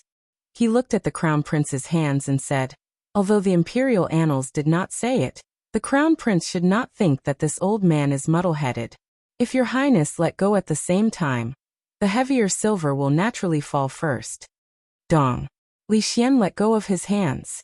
The two pieces of silver fell to the ground, and also hit the old imperial astronomer's heart. The surrounding officials were also in an uproar. This did not make sense. Could there be a trap? The imperial astronomer did not believe it. He picked up the two pieces of silver, weighed them, and tried them with his own hands. He then took out two pieces of different sizes and tried them again. He murmured, "How could this be? How could this be?" Not far away, Prince Ning smiled and said a few words in Emperor Jing's ear. Emperor Jing was slightly surprised, but a smile also appeared on his face. This child. Zheng Zimo pulled on Li Yi's sleeve and asked curiously why. Li Yi turned his head and glanced at her. He said, "I can't explain it in a short time. When we go home tonight, I will explain it to you slowly." Ahem. Not far behind the two, the capital governor, Lord Zheng, coughed heavily. An official next to him asked doubtfully, "Lord Zheng, are you not feeling well?" Zheng Shichen waved his hand. "I caught a cold yesterday. It's fine, it's fine." On the other hand, the imperial astronomer stood rooted to the spot in a daze, forgetting even to pick up the silver tails that had fallen to the ground. When he heard the discussions around him, he finally came back to his senses. Suppressing the shock and confusion in his heart, he immediately said, "These two matters cannot be lumped together." This old man was talking about the solar eclipse and the lunar eclipse. "What you just said is simply a bunch of nonsense, a bunch of nonsense." Li Xian cupped his hands politely and said, "Since the imperial astronomer thinks what I just said is nonsense, why don't you point out where I'm wrong? I Li Xian am all ears." The officials nodded in agreement at the crown prince's attitude. This was the bearing and demeanor that a member of the royal family should have. Even when he was being criticized, he was still able to maintain such a state of mind. It was truly rare. If even the esteemed crown prince was like this, then the imperial astronomer's attitude immediately put him at a disadvantage. You're wrong." The imperial astronomer opened his mouth, but only managed to utter these few words. He only knew that the crown prince was definitely wrong, and definitely would be wrong, but he simply could not point out where exactly he was wrong. What the crown prince had said just now was so reasonable, and that demonstration was so vivid and clear. How could the imperial astronomer find any mistakes? After opening his mouth a few times, he waved his hand and said loudly, "A bunch of nonsense, simply a bunch of nonsense." Li Xian continued to ask politely, "Since it's nonsense, may I trouble the imperial astronomer to tell me where the nonsense is?" In short, a bunch of nonsense." "My lord, you're being a little unreasonable." Li Xian was not the only one who thought that the imperial astronomer was being unreasonable. Most of the people present felt the same way. Even if the crown prince was wrong, as long as the imperial astronomer gave a basis, everyone would be able to come to a conclusion. However, it was obvious that the crown prince had always been reasonable and polite. The imperial astronomer only understood the words "a load of nonsense." It was obvious that the imperial astronomer was being a little unreasonable. The smile on Li Xian's face had already disappeared. He looked at the old man and said coldly, "I'm trying to reason with you. If you continue to be unreasonable, the Academy of Sciences and the Crown Prince's residence will not be so easily bullied." The old man shuddered when he looked at him, but he suddenly laughed maniacally and said, "I remember now. You just said that the lunar eclipse was the shadow cast by the Earth on the moon. In that case, the shadow of the Earth on the moon should be extremely square. So why is it curved? The moment these words were spoken, the entire place fell silent once again. Many people thought about it and nodded slightly. The imperial astronomer's words made a lot of sense. If the crown prince could not explain, then his previous judgment was very questionable. A thoughtful expression appeared on Li Xian's face. He nodded and said, "What you said makes sense." A smile appeared on the imperial astronomer's face. "So you admit that you're talking nonsense?" Li Xian thought for a moment, then said, "It's all thanks to the imperial astronomer's reminder. Since the sun is round, the moon is round, and even Mars is round, and all the stars we see with this object are round, why can't our Earth be round in the same starry sky?" He suddenly clapped his hands and said in sudden realization, "That's right, no wonder the shadow of the Earth on the moon is curved. No wonder we can only see far by climbing high. No wonder the horizon is also curved when standing by the sea. No wonder we always see the mast before the hull of the ship when sailing from the sea. Perhaps the Earth beneath our feet is also a big ball?" The imperial astronomer stood where he was, the crown prince's words echoing in his mind. Then there was a buzz. "Hee, a bunch of nonsense, a bunch of nonsense. Misleading people with lies, this is misleading people with lies. Fiend star, so you're the fiend star, fiend star." Li Xian looked at the crazed imperial astronomer and waved his hand. "Take this lord away to rest." No one cared about the mad imperial astronomer anymore. Their minds were filled with the words that the crown prince had just said. The imperial astronomer's words not only enlightened the crown prince, but also made them think deeply. During an eclipse, the Earth's shadow, the sails of ships sailing from the sea. If the Earth was flat, why would one need to climb high to look far away? The sun, the moon, Mars, why had they never thought about these things? The crown prince was really quick-witted among the crowd. Cui Qing's expression could no longer be described as gloomy. Meanwhile, Li Xian clapped his hands and continued his explanation. "Now that we're done with the solar and lunar eclipses, let's talk about Mars guarding the heart. Just now, everyone saw that there's nothing around Mars. There's not much difference between using Mars to look at Xiansu and using our eyes to look at Xiansu. This is because Xiansu is too far away from us. It's like two objects that are separated from each other. When we look at it from afar, we'll think that they're very close to each other. Xiansu is so far away from us that what we see is 500. Cough. Li Xian turned around and looked at Li Yi with disappointment. Then he turned back and said, "In short, Mars and Xiansu will never meet each other. Therefore, the saying that Mars guards the heart while the jinx rushes to Xiansu is nonsense. Anyone who uses this to slander the royal family has ulterior motives." He sighed and said, "Compared to the vast starry sky, we're so tiny. Who knows that when we look up at the starry sky, what we see is just the passing of the starry sky." Cough, cough. Li covered his mouth and coughed twice. Beside him, the Luo Shui goddess asked with concern, "What's wrong? Are you not feeling well? Should we go back earlier?" The proud Lolita also looked nervous. Sir isn't feeling well. I'll ask my father to summon the imperial physician." Li grabbed her hand tightly and didn't let her run away. He shook his head and said, "I'm fine. It's just that my throat was a little itchy. I'm fine now." A hint of pain appeared on the proud Lolita's face. She looked up at Li Yi pitifully and whispered, "Sir, you're hurting me."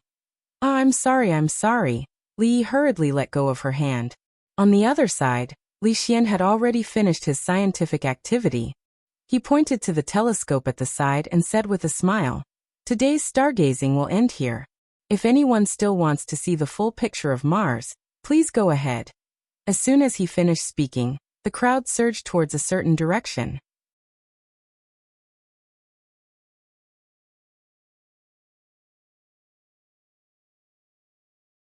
Chapter 861. The Stargazing Conference opened the eyes of all the officials and nobles present. His Royal Highness convinced people with reason, crushed the imperial astronomer unilaterally, and completely overturned the rumors that had been circulating for hundreds of years. This was not the first time that the Academy of Sciences had subverted tradition. Even people could grow wings and fly to the sky, which proved that the heavenly hound that they didn't believe in actually existed. This was also within the range of their psychological tolerance. As for the fact that the ground under their feet was actually a big ball, for a while, some people still found it difficult to accept. But His Royal Highness's arguments were sufficient. And even if they wanted to refute, they didn't know where to start. Just the matter of a heavy object falling to the ground was enough to make them think for a long time. And Terry's guarding the heart was a jinx. And the rumor of His Majesty naturally fell apart. After today, if anyone dared to use this matter to make a fuss, it would mean that they had ulterior motives and intended to slander the eldest princess, who had made great contributions to the country. His Majesty would not easily forgive such bad behavior. The banquet came to an end. Emperor Jing and the Empress got up, and the officials gradually dispersed. Although there were some waves in the middle, today's stargazing conference could be regarded as successful. Li Yi was very glad that he finally came to see. Otherwise, he would have been ruined by Li Xian, who couldn't control his mouth when he was happy. Let's go back to. Li Yi turned his head and said. Zhang Zimo nodded gently. At this time, a female official came around from behind and whispered, Master Li, the eldest princess has been waiting for you outside for a long time. Zhang Zimo looked at him and said, You go first, I will wait for you here. Li Yi shook his head and said, Let's go together. There should be nothing important, so we can go out together. The eldest princess had been accompanying the Empress and Princess Ning today. Li Yi saw her, but he was a little far away and didn't say much. She was going back to the palace at night. When Li Yi walked out of the hall, he saw her waiting in the corridor on the left from a distance. Li Yi walked over, first tilted his head to look at Zhang Zimo, and introduced, This is, I know. Emingzi nodded slightly to her. Miss Zhang. Your Highness. Zhang Zimo bowed to her. No need to be so polite. She shook her head and pointed ahead. It's getting late. Let's talk as we walk. She didn't say anything about the cross-dressing goddess of Luo Shui, nor did she ask anything about it. As a result, Li Yi didn't even have the chance to explain himself. She walked in front, and after a few steps she looked back at Li Yi and said, You've worked hard for this matter. What are you talking about? Li Yi shook his head. Moreover, the one who's really suffering is Li Xian. If we don't let him say what he wants to say, it must be very uncomfortable. After tonight, the Cui family shouldn't be able to cause any more waves. Are you sure the Cui family is behind this? What else? Li Yi waved his hand and said, Don't worry too much. After this time, they have almost no other tricks to play. However, we still need to be on guard. After all, a cornered dog will jump over the wall, and a cornered rabbit will bite. In the next 2 days, there should be some rebound, but you don't have to worry about this. Tonight's stargazing gathering was only to shut the mouths of the discerning people in the court. The most important thing was the ordinary people who didn't know the truth, and were easily incited by evil people. After today, they must strike while the iron is hot and completely reverse the public opinion. Then if you need anything, just tell me. She looked back again and boarded an extremely luxurious carriage. I'm leaving. Li Yi waved to her. Fong and the sloppy old man had returned, and the carriage was parked not far away. The two of them had roasted chicken in one hand and fine wine in the other, leaning against the carriage and chatting enthusiastically against the moon. Li Yi was about to walk over, but Zhang Zimo shook her head and said, Anyway, it's not far. Let's walk back. Li Yi waved to Fong, who was driving the carriage, and the carriage slowed down. It didn't get too close and hung far behind them. Zhang Zimo looked in the direction where the carriage disappeared and murmured, It's really not easy for a woman like the eldest princess to govern such a large country like this. Yes, Li Yi nodded. If she gave birth to a man, she would definitely be emperor material. Zhang Zimo tilted her head and glanced at him. You're the one who doesn't want her to give birth to a man, right? Li Yi thought about it carefully and felt that he really couldn't accept it. He looked at her again and said, It's fine if she's a man, but it's also a different feeling for a woman to dress up as a man. He reached out and pinched her chin. Come little brother, give me a smile. A figure walked out of a shop on the side of the street. A smile had just appeared on her face and she was about to greet him, but she quickly retracted her arm halfway. Lee looked at Lin Wanru, who had walked out of the shop. Lin Wanru stood on the steps and looked at him. Well, I'll take a look and go back later. She turned around and walked into the boutique again. Goddess Luo Shui blushed. After glaring at him, she quickly ran in. Miss Lin, wait a minute. It's not what you think. When they walked back together, Lin Wanru looked at him apologetically and said, I'm sorry, I just thought. Li shook his head. He couldn't blame her. After all, when Zheng Zimo was dressed as a man, she looked like a slightly androgynous young man. Whether it was men or women, she was very attractive. The scene just now appeared in her mind. She turned to look at Li Yi and asked, You have? Li Yi knew what she was asking. He nodded and said, We just need a suitable time to welcome her in. Then does Sister Lu know? Li Yi nodded. No wonder. Lin Wanru nodded, and then asked, Miss Ruoqing, you should also. Ruoqing. Li Yi thought for a moment and said, There are still 2 more opportunities. Then, no more. Li Yi waved his hand again and again. He didn't see it before. Why was Miss Lin so curious? He immediately changed the topic and said, It's so late. What are you doing in the shop? Lin Wanru turned around and said, Today I investigated some customers who were used to buying ready-made clothes in the shop, and then I helped them with the accounts. There are still a few opportunities. A few steps behind the two, Lin Yong counted with his fingers. When he raised his head, he let out a long sigh. The Cui family. When a maidservant went in to serve tea, she held her breath. After leaving the room, she wiped the cold sweat from her forehead and quickly ran away. In the hall, Cui Qing's face was extremely gloomy. He picked up the tea in front of him and drank it all in one gulp. However, because the tea was too hot, he spat it out again. His face turned red, and he slammed the teacup on the ground. The teacup shattered, and the tea splashed everywhere beside him. Cui Qingming asked in disbelief. That imperial astronomer has really been driven crazy? Is there no one else in the imperial astronomer who has come forward? Cui Qingzi slapped the table and said angrily. Who would have thought that the thing in the Academy of Sciences could even be seen by Yinghua? That ball is clearly hanging there. Everyone has seen it. How can the imperial astronomer argue with him? Cui Qingming looked dispirited. But our arrangements these days. Those old foxes in the court can't be counted on. Cui Qingzi waved his hand and said, While the matter of the stargazing conference hasn't spread, let's add some fuel to the fire. After doing so much, there has to be some splash. Cui Qingming nodded and said, I'll arrange it right now. After Cui Qingzi sat down, he asked again, Where's Qing Duo? Why didn't I see him last night? Cui Qingming said, Qing Duo went out to drink with his friends. The Chu family still needs to be maintained. He has a good relationship with the second son of the Chu family. In the evening, he met a few friends, and it seems that he went to the Drunken Moon restaurant. Cui Qingzi nodded, and his face looked a little better. Qing Duo is quite sensible to think of this. All right, you can go back to your work. After Cui Qingming left, Cui Qingzi walked out of the room and asked, What is Madam doing at night?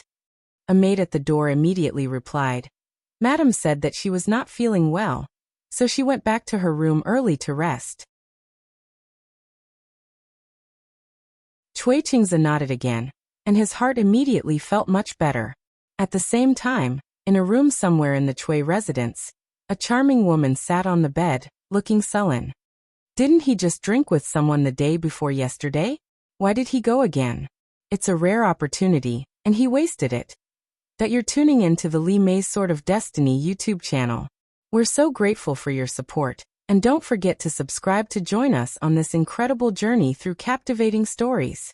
Your generosity through donations truly makes a world of difference, as it's the primary source of revenue that allows me to expand and enhance this channel for you. Thank you from the bottom of my heart for being a part of this adventure.